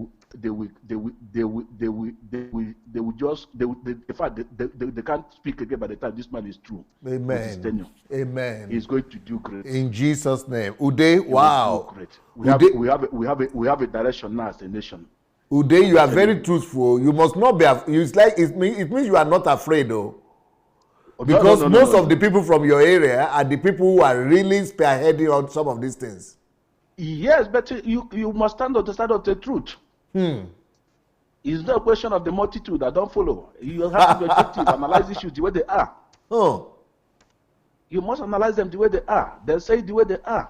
Don't just because your people are here now, you not queue. It's not the best. Beautiful. Beautiful. Thank you, sir. Uday, you are just God sent. Thank you so much, sir. Thank you so very much. Wow. What will you say to that, Pastor Kenny? About what he said. Well, you know, there have been two callers. They are all supporting your viewpoint. You see, sir, I stand for the truth. I will always say the truth. And I'm a realist. You see, before the campaign, there was a lot of propaganda that was going on. Yes. But if you are on ground, you will know that there's no way Atiku Abubakar will win that election. No, but people were telling me that it is because I am not on ground. That is why I'm supporting Buhari. That anybody that is on ground would never support Buhari. Those are saying you are not on ground and they are voicing their opinion. If you can remember them now, majority of them are from the southern and the western part of Nigeria. Yes. Okay, just a minute, sir. You will continue. I think we have a caller. Hello? Yes. Hello. DSA, good evening. It's a pleasure. Who is that John? Is that John? Calling. Who is calling? No, this is Obi. My first name is Obi. From what country? I'm calling from UK. Okay, Obi, we are hearing you, sir. Yeah, listen, I support in a lot of ways. I support a lot of the issues or the things you stand for. And I must say, Buhari is somebody, when he was in office initially in the 80s, I was still in school then. So he's somebody I have a lot of regards for in terms of his discipline and all that. But the fact of the matter is, and in 2015, when he won the election, even though I didn't vote because I'm in Europe. In Europe. I supported him. Okay. But I tell you something, being honest now, I'm not somebody that follows the crowd. You know, it's everybody, there are positives and negatives to everybody. Nobody is a saint 100%. Yes, that's true. One thing, the only problem that I've had that has really upset me, and please let somebody correct me if I'm wrong, because I can only monitor things from the internet or from newspapers. You see, when this issue that we keep talking about people, whether they are Fulani cattle people or whoever it is that goes to churches and just shoots people or kill people or for whatever reason. Now, I won't blame the president for that. But in any country, no matter how basic that country is, the first job, the first duty of whoever is the president is to maintain safety of human beings and property. Yes. If you have something that happens as a one-off, you can understand and say, okay, it's a one-off, let's say. But if it's something that has been repeated month after month for 2 years, 3 years, and we have never heard one person has been arrested or even questioned, let's forget about arrest, even questioned or anything, and it just continues. I mean, what kind of... Can anybody ever think of that happening anywhere in Europe? That somebody just went enter church and just show. They said, okay, it happened again in October. It happened again 2 months later, and everybody is just moping and just looking. You know, I mean, it's been for the position, the level I kept him, or even how I see him now. To be honest with you, on that particular issue, I've had question marks about it, and. If you notice, the killings, we've not heard of any killings since October, November. There was a time every kind of 4 weeks or 2 weeks, there will be news again that some people died here or some people died here. And I think things have quietened down for some time. The only thing that will prove this, whether I'm right or wrong, or whether it's just a misinterpretation, is now that the election finishes, let's see after 4 months, when the election has gone, let's see if the killings start again. Because I know I've not had any killing since November. No, Obi, to tell the truth, they have been killing. No, the only thing is that it is because it is Muslims that are being killed. Christians are not making noise. In fact, before election, the week before election, there were killing in Katsina State. A lot of killing in Katsina State. There were killings in Kaduna State. Even last week, there were killings in Kaduna State. You know, there have been killings, but in Zamfara state. From October, that October you've been talking about, the reason that Christians have not been talking is because they are not Christians that are being killed. But Muslims are being killed regularly all that time you are talking about. I don't support for anybody to be killed. I don't support. I didn't know about it. See, that's why I was asking. When you're outside, it's difficult to monitor everything closely. It's only things that you see on Facebook or something. Yes. So that's the only thing I wanted to say. But one thing is his mindset of being of that discipline and going after people who are corrupt. And also, you said that they didn't arrest anybody at all for the killings of Christians going to church. If you want, you can send me a message on my inbox. I will send you photographs and news reports of people who have been arrested for the killings in Benue, for the killings in Plateau, for all the other killings that have been going on. So the people are arrested. Okay, then I don't have any issues anymore. If people have been, if it's been acted upon, then no problem. Yes, it's just proper because we are exposed to newspaper, to internet. Internet is the age of false news. People will only tell you the side that is profitable for them, not for the truth. So you have to really search to really see the two sides. To see the thing. Okay, in that case, there is no issue. Thank you. The only reason. Thank you so much, Obi. Thank you very much. Thank you. Blessings. Okay. Yeah. Okay. What will you say, Kenny, about that, sir? Respond to the callers. To the caller. Yes. You see, the killing happening in Nigeria before the election and even now, those killings has been there before Buhari came to power. Yes. I grew up in northern part of Nigeria. You see, one thing Nigerians don't understand, we don't get our fact right before we start reacting to things. Yes. We are too emotional. And because of the mindset of majority of Nigeria against this man, anything, even if a man cannot even pregnant his wife, we say it is Buhari. Sorry for using that word. See, the so-called people that accusing finger is being pointed to, the group called Meyeti Allah. Yes. Meyeti Allah, that is Cattle Rearing Association of Nigeria. Go and check your facts. There's no Nigeria head of state or president, particularly president, since 1999 up to date that is not being sponsored by these people. Wow. And every sitting Nigerian president are patron to these people. Yes, I remember that Jonathan was a patron. Even Obasanjo is a patron. Wow. A patron. Wow. I know what I'm saying. And these people sponsor. They have a tangible sponsor for the presidency, for the post of presidency in Nigeria. But the killing of the, X-Men killing does not start today. I will take you back to what happened in Plateau State. Before the coming of Buhari, persistently, yes, that area they have been killing. It was worse, yes. The one of the Benue, that was a massacre. Persistently, that problem has been there. Yes. Are you get what I'm saying? But the question is, why is Buhari not taking action against these people? And I will tell you what. He's not taking action against them. One. Okay, before you talk, before you will say it when we come back, because we have a caller waiting. Hello? Hello? Doctor, good evening. Good evening, sir. Who is calling from where? This is your comrade, Akpan from Italy. We spoke yesterday. Yes, how are you, sir? I'm fine. How is everything? How is the family at the church? We are trying our best, sir. It's all right. In fact, I had to find time to be with you today again. I just need to be with you every day. Yes. That's great.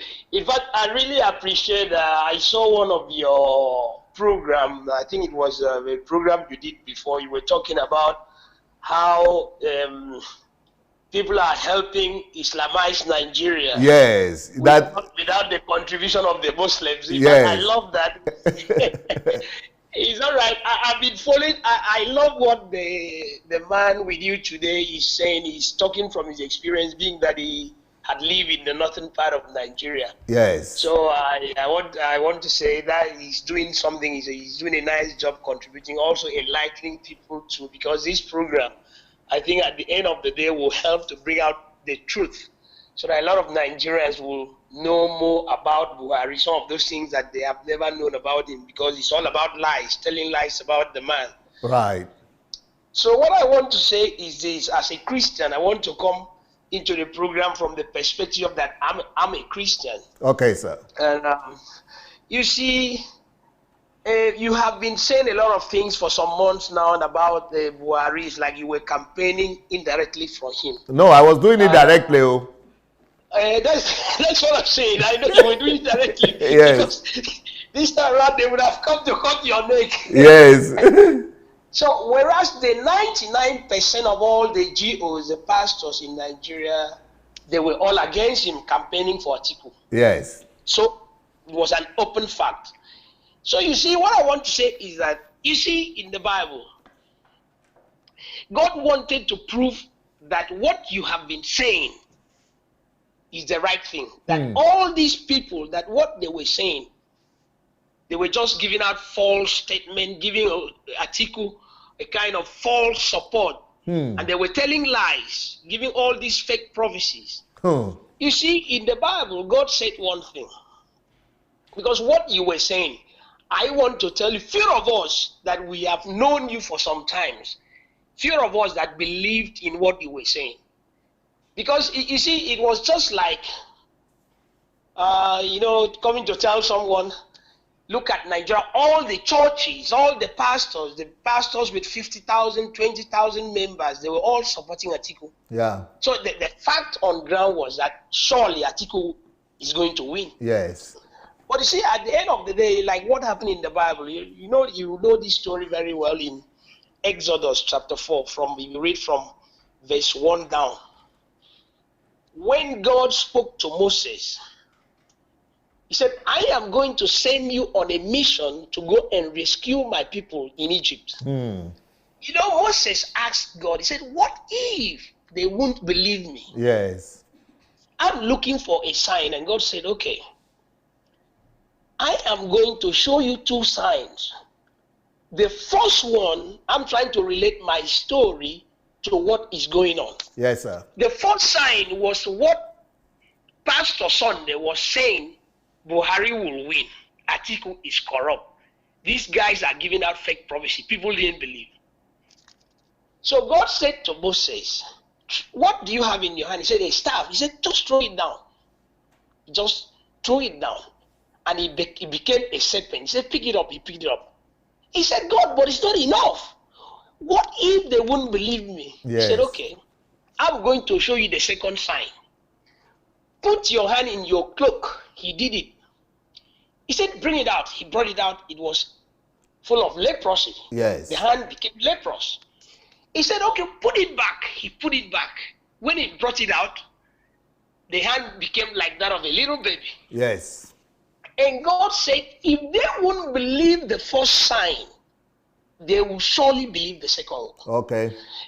There are people, a lot of Christians, that when you talk about things of the spirit, they won't understand. So God has to simplify it to a level that they will understand that one. So the first one you said, it was so spiritual for a lot of people to understand, because they forget that when God is in you, whether you are just one man, you can defeat millions. So here, you said it, they didn't believe. And God said, okay, since you don't believe what Sunday is saying, let me bring all the prophets in Nigeria together to fight against Buhari, and let me disgrace them. So the disgrace is the second sign. You see, it has come to a point that we need to just grasp the reality of God. The second thing I want to say is that Buhari, that they don't know, is a Muslim man that Jesus Christ has decided at this time to use, not using a Christian again, to use a Muslim man. I believe that people are listening. No. Dr. Sunday, we are not joking here again. It has come to a point, let's really understand God, the way and who God is. Remember too in the Bible, in the book of Esther, chapter 4, verse 14. Mordecai went to Esther and said, I sent a message to him, he said, try and do something and help the Israelis because we are dying. We are suffering. Yeah. You know, Esther, because he was living with the king, she started giving excuses, this and that. The king doesn't want to see somebody 30 days and so on and so forth. Mordecai, being filled with the Spirit of God, I said, look, if you don't do something, it's better you speak and do something. But if you don't do something, if the Christian churches in Nigeria, they have decided not to say the truth about corruption because they were gaining from Jonathan and Obasanjo for years. Yeah. If they have refused, the church, they have refused to say the truth. Salvation is coming from somewhere. I am bringing a Muslim man to do the work that you people have refused to do. So here, God is using a Muslim man because the Christians and the churches, they became so silent, they don't want to say the truth. And he said, let me use him and bring this salvation from somewhere that you never expected. You said something in the afternoon when I saw your program, that the churches, they are so silent. That was what happened in Egypt, in Morocco, and the rest of the thing, that the Islam, they took over that place. Yes. So that is what is going on in Nigeria. That God is saying, this now the Buhari people don't know is a Buhari that Jesus Christ has decided at this time, since the Christians, they have refused to embrace the truth. Yes. I am bringing him up now, a Muslim man that you think that I should not do anything with, but let me use him at least to fight corruption. So that is the Buhari they don't know. Wow. So it's high time the Nigerians, they understand that this man is on a divine mission. He may not be doing it 100% correctly because no man is perfect except God. Yes. But we understand that the man has a good heart and is fighting in his government. I know there are corrupt people, but you can use that to judge him because he's doing it with all his might and he's doing his very best. Wow. Because that country that we have, the other time, some days ago, someone was contributing to your program. He said, I was opportune to visit Switzerland and the country and so on and so forth. But I am telling you what Buhari is doing. He is doing something that will give us a much more better future than this Western country that we are in. Because even Switzerland is the capital of corruption because all the looted money are kept there. You know what I'm talking about? Yes. President Trump is a corrupt man. How he won the presidency. Yes. This is a man that has not been paying tax. So if God has given us Buhari that people don't know, he's a man, the only man as a noun in the world that fights corruption more than any other person. Yes. Because Trump is corrupt. Yes. President here in the Western world, we know they are very corrupt. They don't pay tax. Yes. And all the money, even here in UK, they will steal the money and they run and keep it there. But Buhari doesn't have a house, nothing in any foreign country. Yeah. So, Dr. Sunday, that's my contribution. Brilliant. Brilliant. People don't understand Nigeria. He's a Muslim man that Jesus has decided to use now because Jonathan came, he was stealing. And all the ministers, it's a fact. The petroleum minister that has run away to UK stole. The wife of Jonathan, that was just an ordinary permanent secretary, he's now fighting with the court about billions of dollars. Where did you have it? Yes. So the fact is that all the Christians, Obasanjo cannot account for 16 billion that he was saying he wants to use for electrification or whatsoever. But Buhari, they have been working against his character. Nothing has been found. Beautiful. So it's a country. The only thing I want to add, like I've been saying all the time, keep praying, Dr. Sunday, for that country. Okay. That at least by the end of the day, this man in the next 4 years, we pray that God will bring a different breed of politician. Amen. That will take up from there because we cannot, because I know after Buhari, all the people hanging around him, I don't want to trust any of them. That's the truth. But let's pray that God will bring someone new, completely Yes. new. Yes. That He will use some of us to be part of that. Amen. So thank you so much, You spoke Pastor. today. You spoke today like an oracle of God. Thank you. So, sometimes we talk more of the politics sometimes, but sometimes there are programs like this particular one. I really understand the Spirit of God said, no, this is a more spiritual something that people should understand. Yes. That they hear, and I like the way you are doing. You have simplified the gospel so much. You were telling the people the other time, I said, supporting Buhari, God is not telling me, but I'm using my common sense. Yes. Because when people want to deceive you, they want to present themselves that they are more spiritual than others. Yeah. That's not the truth. Yeah. God created man. He gives us some that common sense. Sometimes you approach issues with common sense. So I really want to thank you. And if anytime I'm around, I really want to contribute every time to your program. Yes. Thank Keep on you so calling. much that what you are doing. Thank you. I just pray we keep on with this. And at the end of the day, I really believe that God is going to use us and others to cause changes in that place. Because we have so much in that country. Thank you, sir. Thank you so very much. Blessings. Wow. So you are saying, why is it that Buhari will not go against that herdsmen's organization, Brother Pastor Kenny?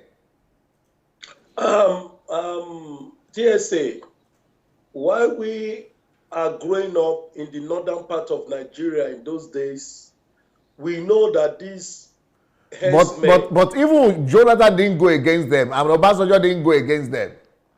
Yeah, I will tell you why he did not go or is not going against them. From my own little facts and what I know. While we are growing up, as a young child, we used to know this Fulani, these herdsmen, to be rearing cattle. Okay. Most of these cattle you see they are rearing, it is not their own. Okay. They are rearing those cattle for these so-called big men. They are just caretaker. And in those days, we used to see them with just a staff. They call it sanda. They just use that to guide, to direct their cows or their animal. But you ask the question, these people that carry AK-47, carrying being armed, where are they coming from? Where do they get those ammunitions from? These ammunitions these people are being armed by their owners. Okay. You want to tell me that Buhari is the owner of all the cows migrating from the interior part of the north down to the south? These are politicians. Wow. We need to face the facts.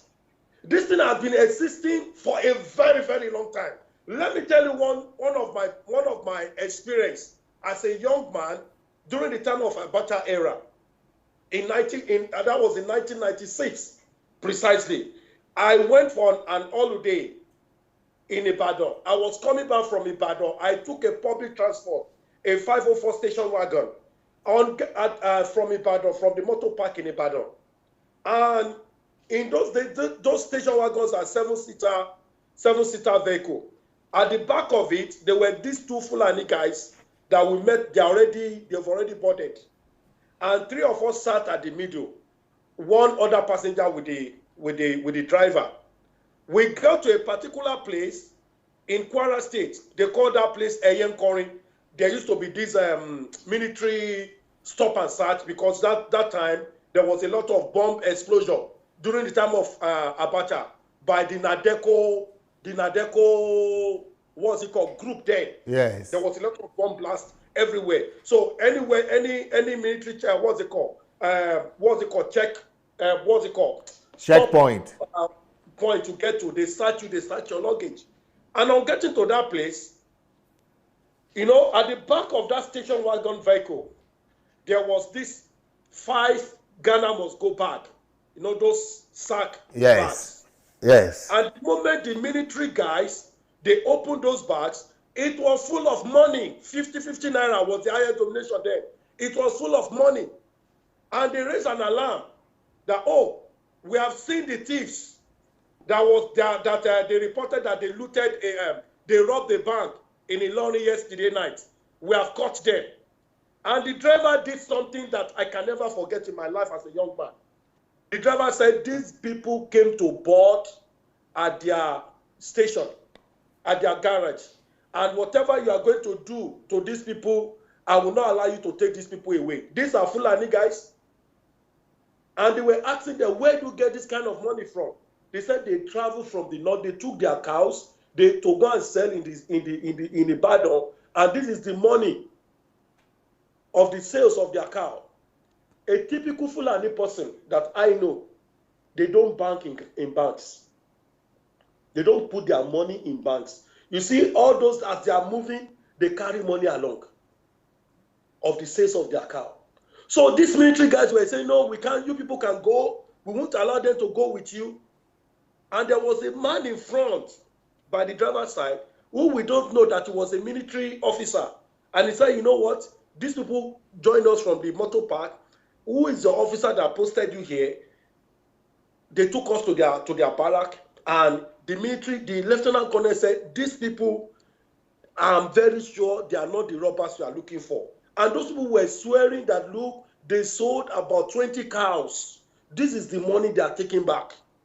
I know what I'm saying. And this money is not for us. It is for the owner of our cows. So what am I trying to say?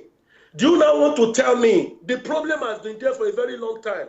There are the owners of those cows, of those cattle, are the ones that are harming these people, are the ones that are getting ammunition for them. And these same people are in the government. Wow. These same people are in the Senate. Wow. These same people are governors. I even heard that some of them are Southerners. Yes, so these same people, okay, when, how will I put it? Do you now want to tell me, as a sitting president, there's a level of what he can do and take laws into his hand? Yeah. These same people are the ones that are shouting for, oh, he's killing everybody in Nigeria, is this, is a killer, is a that. Those that are making the noise, they are the one behind those killing. Do you remember what happened in Benue State? Those being killed. Do you saw the investigation? Yeah, it was the assistant to the governor. Oh, is it Buhari? No. So let's say the facts. The man might have his own weaknesses, but I want to tell you, in this is second coming. Anybody that dare his sword, he will cut that person. Wow. Well, why? So, yes, go ahead. So the problem has been there. You remember during the time of Jonathan, there was a time that nobody is safe to walk on the Nigerian road without no suicide bombers, churches. In fact, I got to a state that even for you to get into churches, they have to scan you. Yes. People have forgotten that now. There was one Christmas that I came back. I was. Wait, Pastor. I think we have a caller. Hello. Hello. Yes, sir. From Kwara State. Who is calling from where? Damilare from Kwara State. Can you hear me? Oh wow! I'm so happy you are calling from Nigeria, Damilare. Yes. We are hearing you, sir. Yes. What I would just like to say, I would talk on few things about what's really happening in Nigeria. Okay. I think I'm talking on behalf of Nigerian youth generally. Okay. So I discovered a trend that Nigerians want something that is quick, something that is instant. Quick fix. Even as even as when I was in school, everybody wants shortcut or something that is quick, something that you can get as fast as possible.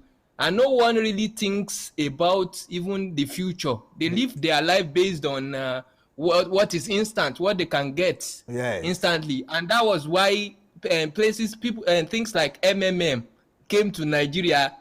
I studied computer engineering, and I was able to calculate, and I was able to discover that MMM was a scam. But nobody wanted, even Nigerians, nobody wanted to even listen to what I was saying at all. Everybody just, because it works, it's quick. Yes. And everybody just entered. Hello? And when it came, hello? Yes, we're hearing you. Yes, I said when the thing now became a disaster, everybody kept quiet. Yes. So I'm going to talk about Nigeria with even the feelings, how we feel in Nigeria, a sensible person, not even looking at the statistics. I'm going to talk about how we feel exactly in Nigeria, as in how a normal person should reason. I think there's something really wrong with Nigerian mentality, as in the youth, even the elderly. There's something really wrong. They are not thinking right. Yes. They are not thinking right. At least for the first time, I know that during Obasanjo Atiku's regime, I know that the first thing that you will notice is that new Naira note keeps coming out. Wow. New higher denomination keeps coming out. Okay. For those years we had higher denominations, and truly price of dollar was even still rising when we were even making money from oil. Yes. So I was like, suddenly the higher denominational note stopped appearing. And later, I discovered that for almost 4 years now, the price of dollar is not rising. Yeah. We know that it's not coming down, but it was stabilized. It denotes something that Nigerian youth should see. But what the problem of Nigerians generally is food. The reason why they hate Buhari so much is that there's no food. Yeah. So people keep looking at food. They want something instant. They want the food. Anybody that can give the food wins. Food to pastors, food to citizens, food to people in the higher authority. I know Buhari has not done something really totally ideal. But I can tell you that even at grassroots level, at local level, the rate at which corruption is reduced to the barest minimum. Wow. I can't say the same for the higher levels. I can't say the same for people in authority. But the way money used to flow in those days, where any custom officers, people in different parastatals in the country used to spend money, it's like maybe they have some. They have one cupboard somewhere that money is coming from. But everything just stopped. Everything stopped. Wow. So I can really reason the way things are going in Nigeria. It's a different thing. Even pastors cannot see the amount of money they used to see in those days. And that's why they keep crying that Buhari should go. Wow. And in the issue of killing, I think even Boko Haram, all these things, they started even before the government. Yes. Actually, make Buhari responsible for what he did not start. Yes. Why make him responsible for what he did not even start? And even in places like US, I have discovered that even terrorism has not even ended. Despite the fact that they have knowledge, they have everything. But the people just open the mouth just because he doesn't give anybody food. You have to work. You have to earn what you own. That is the problem of Nigeria. It's not because of the truth. Wow. It's because of what they want to gain from the government. And I think that's the way everybody reasons. Wow. If you want to solve the problem of an African man and make him a slave, just keep giving him food. Wow. It doesn't think. Beautiful. Brilliant. Great contribution. Great About this feature, doesn't think. It's food. Yes. So in what I was that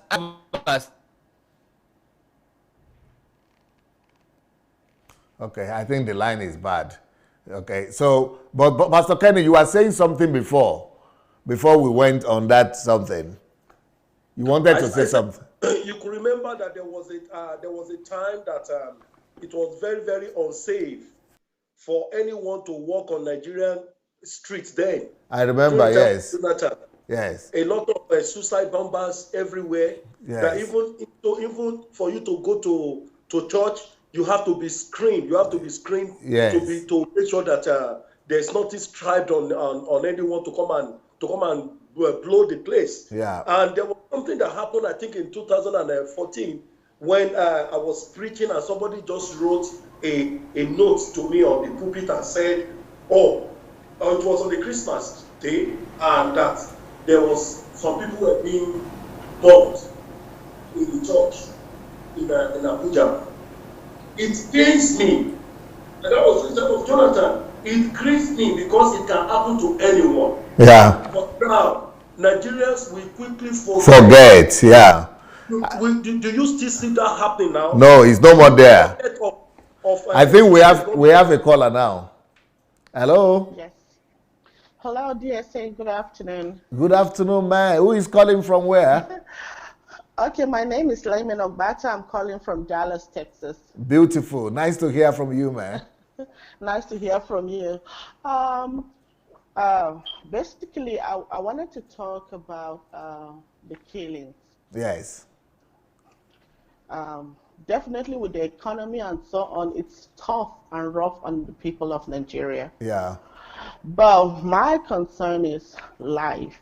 Okay. Of the truth, the killings didn't start with the general. Yeah. He came and inherited the killings, but when he was to be the president, campaigning the first tenure, I watched it. He said, what is Boko Haram? Yes. What is this? What is that? Those are nothing to him. Yes. And to be honest with you, I'm from the north. Okay. I'm from Kaduna. In fact, the area where the general lives is where we live too. Okay. So, yes, to be honest with you, I know him. Okay. But my problem is, why are you not addressing the killing? Even if it's 2-3 people that die, here in the US, you see the president will come out, address issues. But when it involves hundreds of lives and it's as if nobody, no one is, no soul is gone, that is where I feel it. Okay. You understand?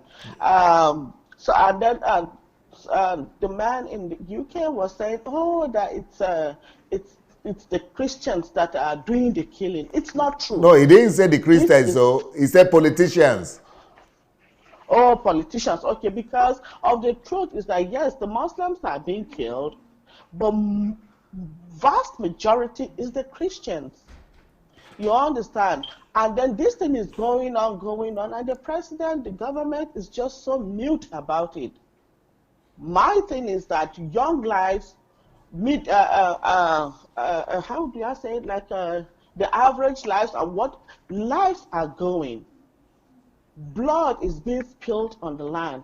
People that don't even know anything. These are commoners, farmers that don't know nothing about the government. At the end of the day, they are the ones going. Why is he not addressing issues like that? But my sister, it's not absolutely true that he's not addressing them. If you want, I can send you a whole list of all the species and he gave at each killing.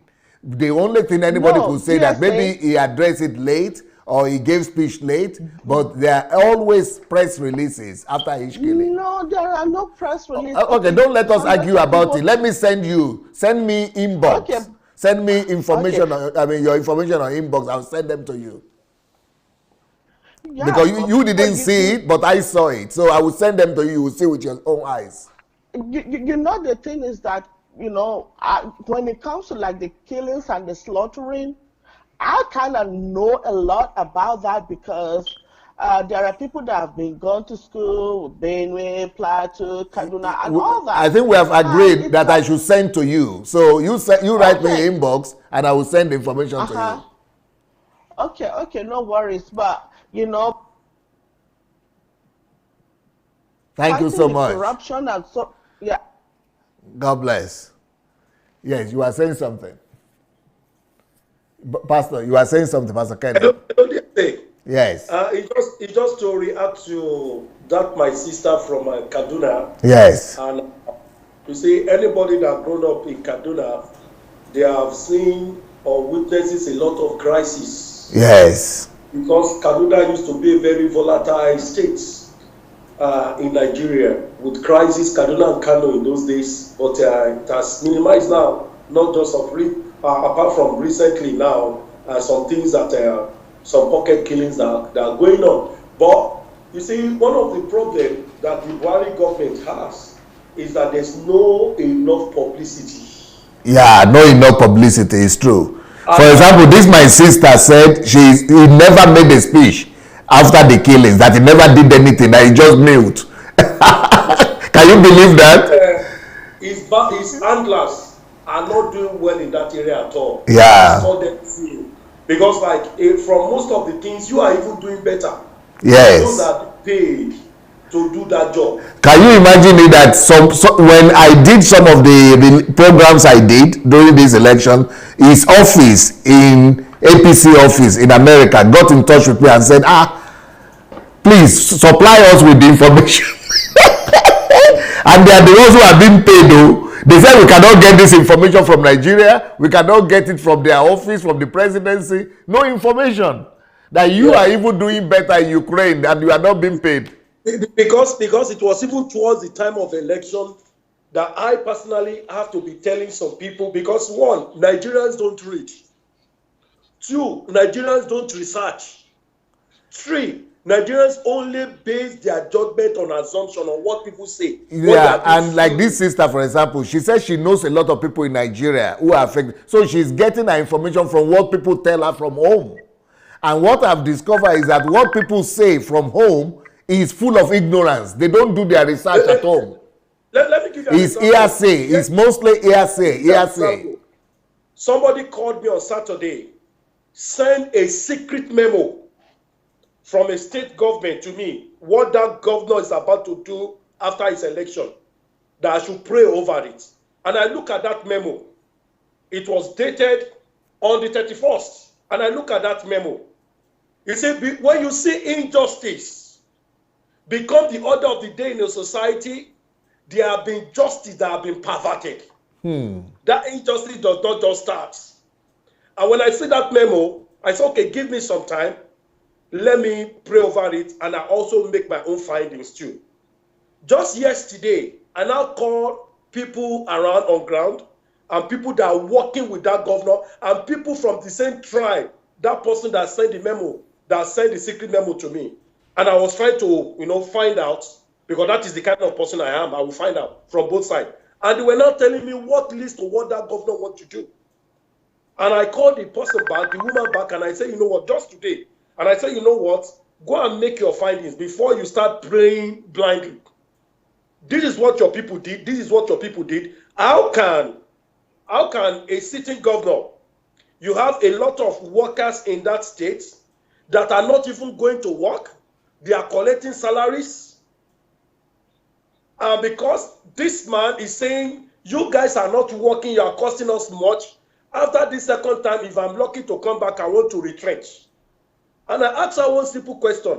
Are you aware of that? Oh, she said even some of the ministry staff, they take melons to work to go and be breaking. How they put it? Yes, cracking it. Yeah.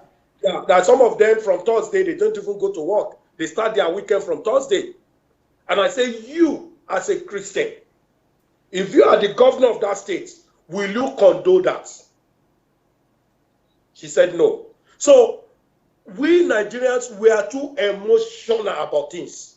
We put emotion into things. We don't really face the facts. Yes. I'm sorry to say that. We don't really, and the way, I'm sorry to use this to use this word. When you are engaging with a lot of Nigerians these days on ground, you would think that they have lost their senses. Yeah. Because that the way some of them talk to you, you just look at it.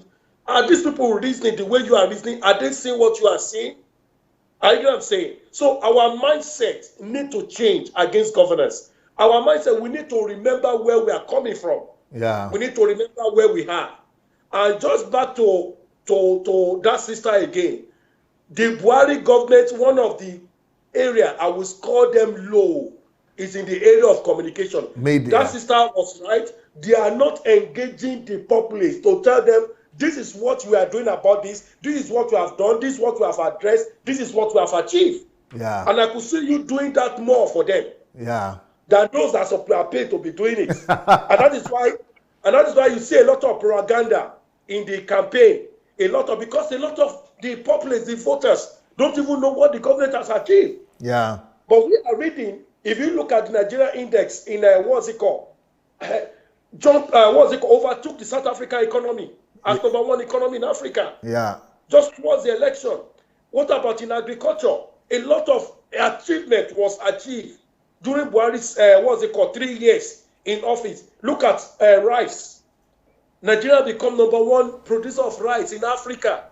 Overtook, what's it called, Egypt. But a lot of Nigerians doesn't know that. What about in the stock market? So I think this government, this time around, the Buhari government needs to educate the populace. I think we have a caller now. Hello? Hello, sir. Yes, sir. Who is calling from where? Yeah, Favor Mountain is calling from Delta State, Nigeria. Wow. Hello, Apostle. Nice to hear from you. How are you doing, sir? Very good.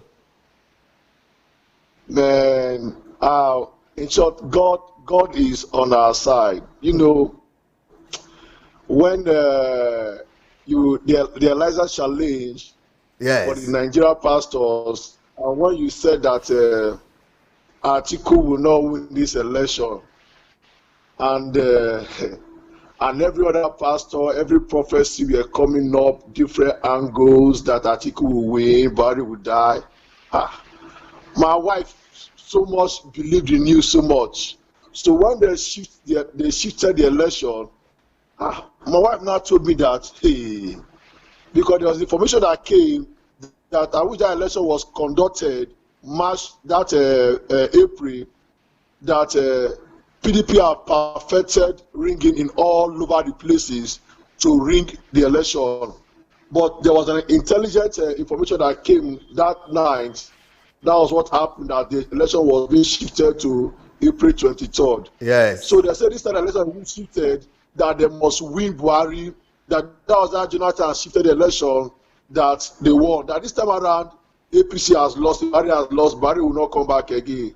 And my wife was saying, hey, now wow, and if Atiku wins the election, how would DSA feel?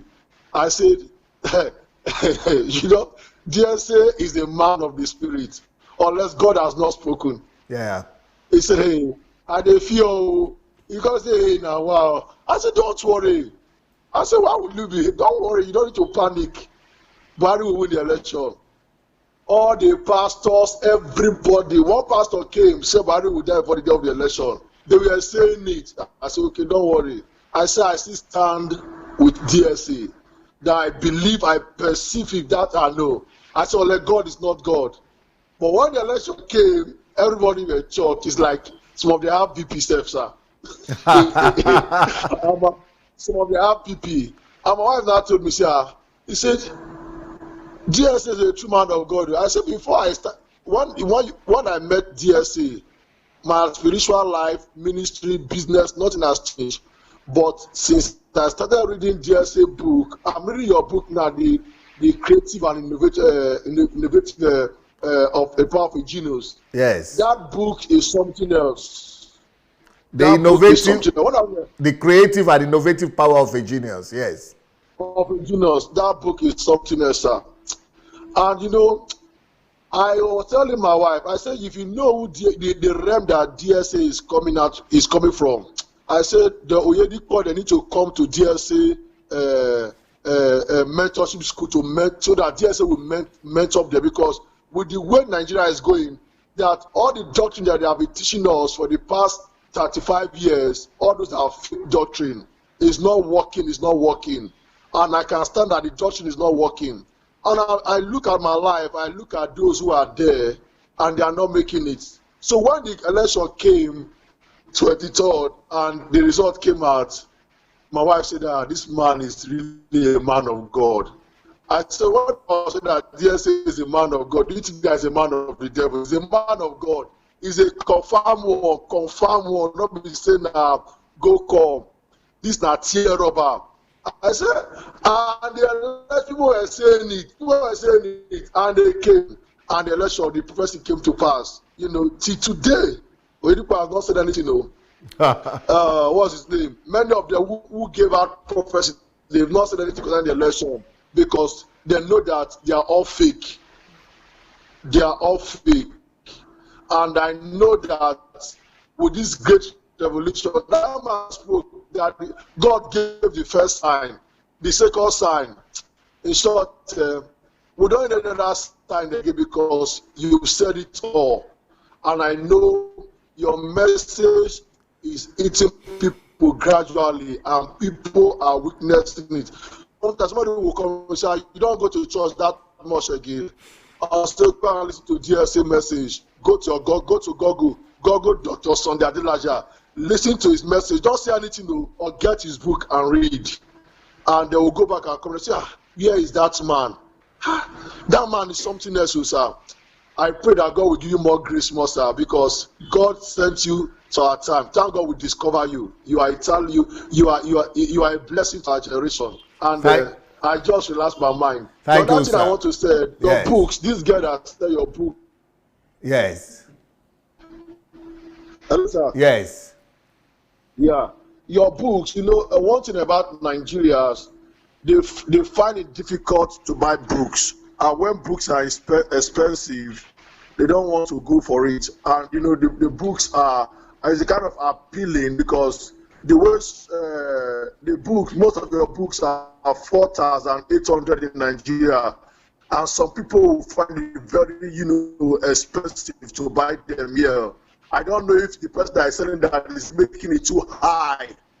You understand? So I was thinking in a way that if they can still, make it available at the rate of 2,000, so that people can get this book. When the book is more than 3,000, 4,200, because most of the people I asked to get this book, they complain a lot that I will buy a book for 4,500. I was thinking if those books, do you know? I'm appealing if you can Apostle, get it or at a lower rate here, so that people can go to the market very well, so that the poor can get it. Because many of them will say, if it's 1,500, I'm going to buy it. It's 1,500, I'm going to buy it. But 4,800 is I don't know if it's the girl that is selling it. Hello, sir. Yes, can you hear me? Hello, sir. Can you hear me? Hello, sir. Okay, I think we lost him. Network. Hello, sir. I'm hearing him, he cannot hear me. Hello, sir. Hello, can you hear me? Okay, thank you, Astanovi. I wanted to tell him that for people in Nigeria, we have made books available in much more cheaper now. I gave even authority to print the books, not just to the girl you are talking about. The girl you are talking about is Shioma. She is getting her books from Europe, from here. That's why they are expensive. But the ones in Nigeria, I gave the right to what do you call them? Pirates. They used to pirate my books without permission, and I gave them permission. So they are printing them also now. And I think they should be cheaper and more spread. That's what I think. But the one I can control is the one on Kindle, Okada books. And in that place, they are only 1,000, 1,500. But they are only electronic books, unfortunately. Hello? It's like we have a caller, right? So when you go to Okada books, you will be able to find our books there for much more cheaper. They are for 1,000, 1,200, 1,500, maybe 1,700. So let's see if I think people are trying to call.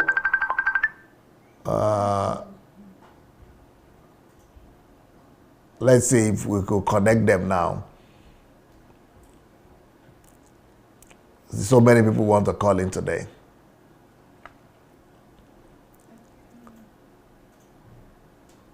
Hello? Hello. Good evening, doctor. Good evening. Can you speak to your mic directly? Okay. I am Pastor Humphrey. I'm calling from Spain. Yes, Pastor Humphrey. Nice to hear from you. Sir, how is Ukraine? Well, we are trying our best, sir.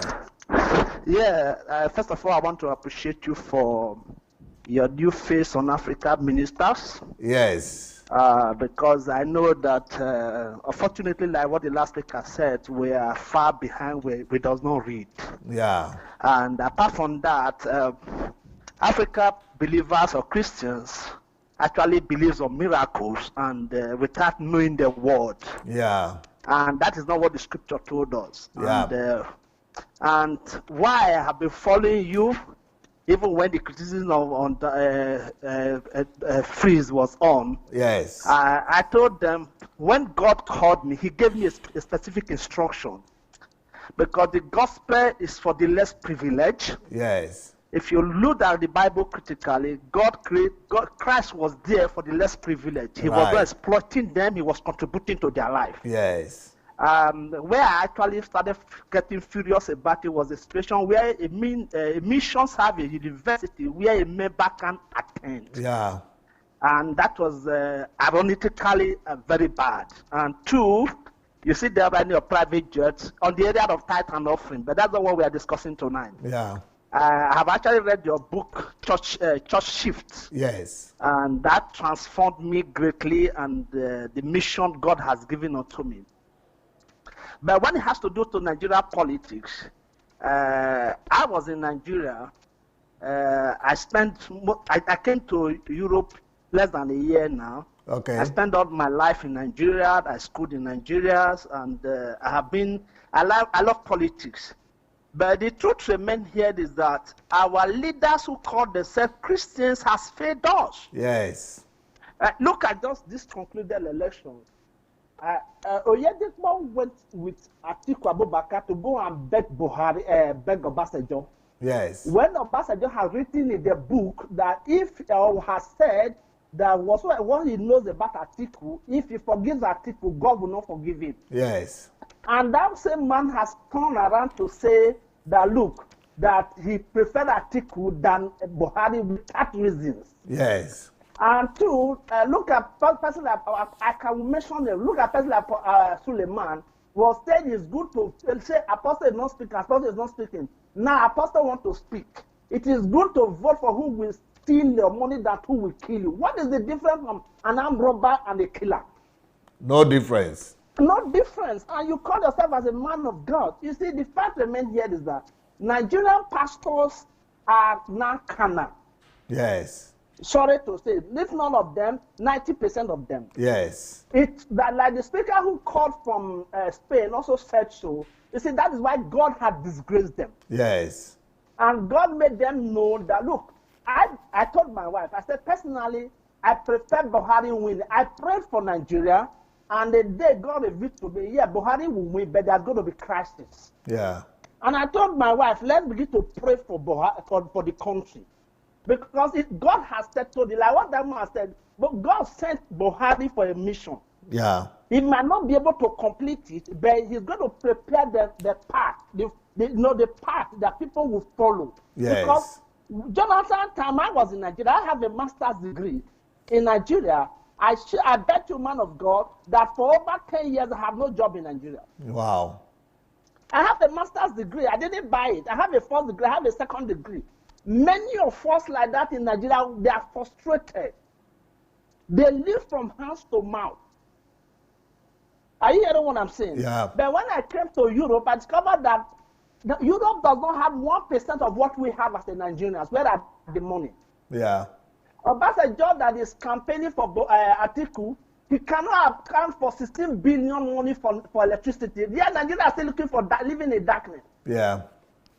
Now they are blaming Buhari. How long has Buhari stayed in that power? Buhari is only Nigeria who has a person who has integrity, who has no house in abroad, Yeah. who has no foreign account, who has no private jet. I know he might not be able to sanitize Nigeria, but this second 10, I told them, they will steal the other side of the man. Yeah. The man will only use them to be there. He would deal with it like last week. One brigadier general an Air Force was sentenced to 7 years imprisonment, and so many money was recovered from him. Yeah. And I told them he's still coming. Many heads will roll. He's a man who can do something without thinking back, without considering anybody. That is the kind of leader we need in Nigeria. Yes. And until we get that kind of leaders, we are not talking. So I'm happy, and I want us who are in diaspora, we should think of what to do for our country. Not a matter, because like what I was telling my wife, I said my pain about Christianity in Nigeria is that I read your book. I also knew that your church has produced a president in Ukraine. Yeah. And that transformed Ukraine to where that can accommodate non-native and foreigner now. Yes. I said, now all pastors are playing, they don't want to come up. If they really trust themselves, if only 4 churches in Nigeria can join together, Winners, Christ Embassy, Redeem, let them join together and say, we want to present a candidate, we are trustworthy. But because they did not trust themselves, they can't produce anybody. Yeah. Now, all they're interested is tithes and offering. One man went to Abuja and they built 100,000 sitters in Abuja. What that money, how many people can he send to school? How many people can he impart into a life? Jesus was not having an auditorium, but he imparted on people's life. Man of God, are you still there? Yeah. Thank you thank you so much. Good point. It's a pleasure, sir. It's Good a pleasure, point. Sir. Thank you, sir. I just think that, please, let's not just prayer. Prayer without work is, faith without work is dead. So when we are praying for Nigeria and we are working, we didn't take any step to transform Nigeria, we are wasting our time. Thank you so much. Blessings. All right, I think we will take one more call, and that is all. Just one more call. And then we'll give Pastor Kenny the last word to tell our viewers what he would like to conclude the program with. We have gone beyond our expectations today, 1.5 hours more than we are supposed to be here. It's very, very exciting and interesting. So people are... Hello? Do we have a caller? Hello? Hello, good evening, sir. Yes, good evening. This is Choma Okwara from London. Yes, how are you, my sister? It's been a while. It's been a while. I've been listening, honestly. Although I've not been calling, I've been listening. Okay. You know? And I've followed this election thing, and I've followed it up very well. Thank you so much for God using you mightily, and a lot of great works are going on. Honestly, this election has made me to know that we don't have any Christian in Nigeria. No more church. They have killed the church in that country. We don't walk in love. There is no love. We are too sentimental. Yeah. It's horrible. With this thing, even I have a friend of mine who listens to you through me. She got to know you. And with what's going on, she became very angry. Why is ESA campaigning for Buhari? Why? In fact, for that, I'm out. I can't talk. In fact, when I send message to her, she said I should stop. She was so angry with me. I started laughing. So many people. Why are Nigerians too sentimental? We don't think at all. We forget easily. We want instant gratification. Just emotions. We're too emotional. How can a pastor tell me that they'll prefer a thief to rule them? Well, Bible says a thief come to steal, kill, and destroy. Who told them that thief will not kill them? Yeah. A thief that have already been killing them. Atiku that have been killing them. I was watching the program you did with Victor, where Atiku was confessing that he is begging you people, please give me another chance. I know what I did to Nigeria is very bad. That's what I did is what kept Nigeria how it is. A man confessing such, and Nigeria had it, and they want to vote him in. Yeah. Our country, in fact, the worst part of it, I'm so angry with the Igbo people. I'm really, Igbos don't know how they are using them to destroy themselves. Yeah. Igbos are too sentimental because they are, oh gosh, religion has killed, it has killed many people. They are dragging to have Biafra. What Biafra? And all of them that are agitating for Biafra, none of them were there during the war. None of them were born that time. Wow. Were they born there? Nnamdi that is living here will mess up their head and they are killing each other. Yeah. Having such hatred for Buhari. I can't believe it. And I keep asking them, how can the Igbos unite? How can they get Biafra when they are not united? Yeah. Igbos don't love each other. They don't love each other. Yeah. Do they? They love money more than their brother. I keep asking them, how can you cannot, even if God will never let you people have it because people don't love each other. Yeah. Why are you people looking at external forces? Why can't people look within? Can we Nigerians look within and work among ourselves? We lack love. Buhari has won. Why can't we as Christians pray for a leader? Why can't we pray for him? Pray for him, like Bible have said in 1 Timothy chapter 2, verse 1 and 2. Why can't we do that? And we have such hatred. We are praying against our own country. When we pray against our government, our president, we are praying against our country. Yeah. Then we divided, we will never stand divided. All we need is love. Yes. All we need is love. Is it today killing started in Nigeria? Is it Buhari's fault? All our propaganda. Yes. I watch it, I say, how can they, during election, the PDP people will cook. Pastors cook things together and show on Facebook, and they all believe in it. Yeah. And they're so agitated, fighting against each other. In fact, my heart bleeds. I feel like, you know what I feel like? My message to Buhari is, he should forgive all the people that didn't vote him. Yes. Mostly the Igbos. He should surprise the Igbos. Yeah. And I know he will surprise them. And he will surprise them. I can see it.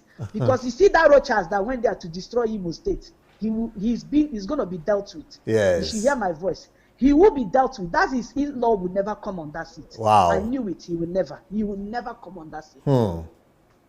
Buhari should love them, forgive them. Yes. Surprise the Igbos. Yes. Anything that needs to be amended, he should amend for them to show them that he loves them. Yes. You know, that all these things are all propaganda. They're all propaganda. It's all propaganda. Yeah. Nigerians are so sensitive. We don't have Christians in Nigeria at all. They don't work in love. There's no love in our midst. Yes. I appreciate what God is using you to do. I so much believe in you. I knew that you're of God. And the first that I listened to you, I know you are the man God will use to change Africa. Africa, I believe in Africa. I believe in my Nigeria. I believe it so tenaciously in my spirit. I can't wait. And I can see, every day I keep dreaming, seeing great changes coming. Amen. Suleiman received embarrassment in Canada. Sure, he visited Canada. There will be more embarrassment for them. There will be more public shame and open shame to them. God has started judging every one of them with what have happened now. I pity some of them. I pray every day that God will grant Buhari wisdom on how to rule Nigeria. Every day I pray for him, and I know it will be well with him. They thought he would have been a dead man. See what God did. That man is a miracle. Yes. He is a miracle. See how God healed him. See how God perfected his health. Yes. I can't imagine a country praying against a man. They want to Islamize Nigeria. Imagine so saying. And their propaganda, oh gosh, the propaganda is too much. Yeah. They are paying a lot of people to be talking rubbish, writing nonsense on the internet, and they are just carrying pictures, unnecessary. In fact, Nigerians should read. They should try and read. See how the Westerners, they are laughing at us because we are not together. Yeah. We fight each other. Why? We say we are Christian. They go to church. It's a shame. I've told them to stop going to church. They don't want to hear me.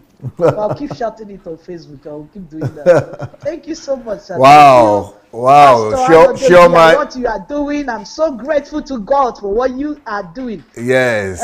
Yes, you are awesome. I thank God for God in your life. Shioma, you are great always. Always so eloquent. Always so wonderful. Thank you so much for the contribution. Thank you, sir. Thank you, sir. All right. I'm a part of what you are doing now. Thank you. Sir. Bye. God bless you, sir. Thank you. So that will be the last call we are going to take today.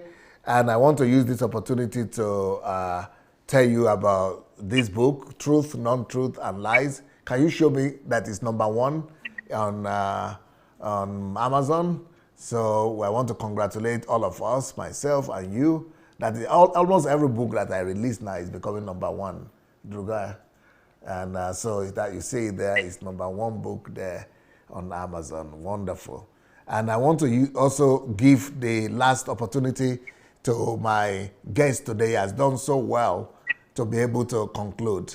Pastor Amos, Pastor Kenny, we want you to... My conclusion will be every Nigerian, both at home and in diaspora, we should forget about whatsoever that's happened during the time of the campaign.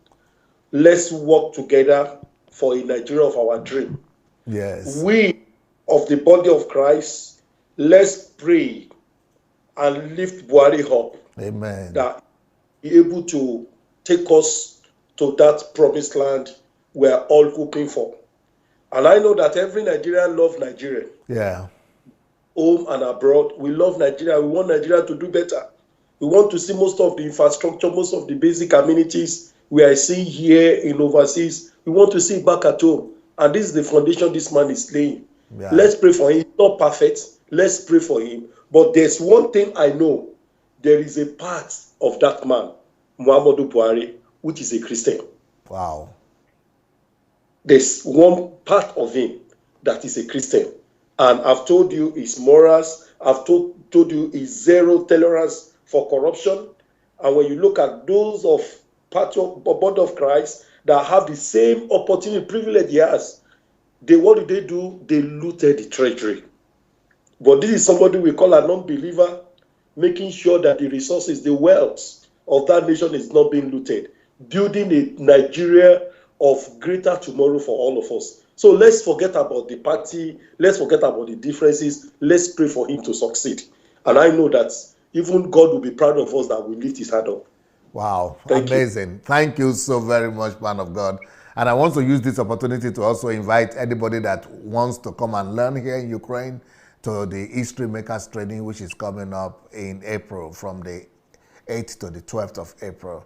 You can register by going to sundayadelajablock.com/mentor/HMT, or you could write to hmt@godembassy.org. So, and you know, I will be coming back in the next 10 minutes to continue my series on the church, how to know God through the church. And I look forward to seeing all of you in the next 10 minutes. Thank you so much, everyone. Peace.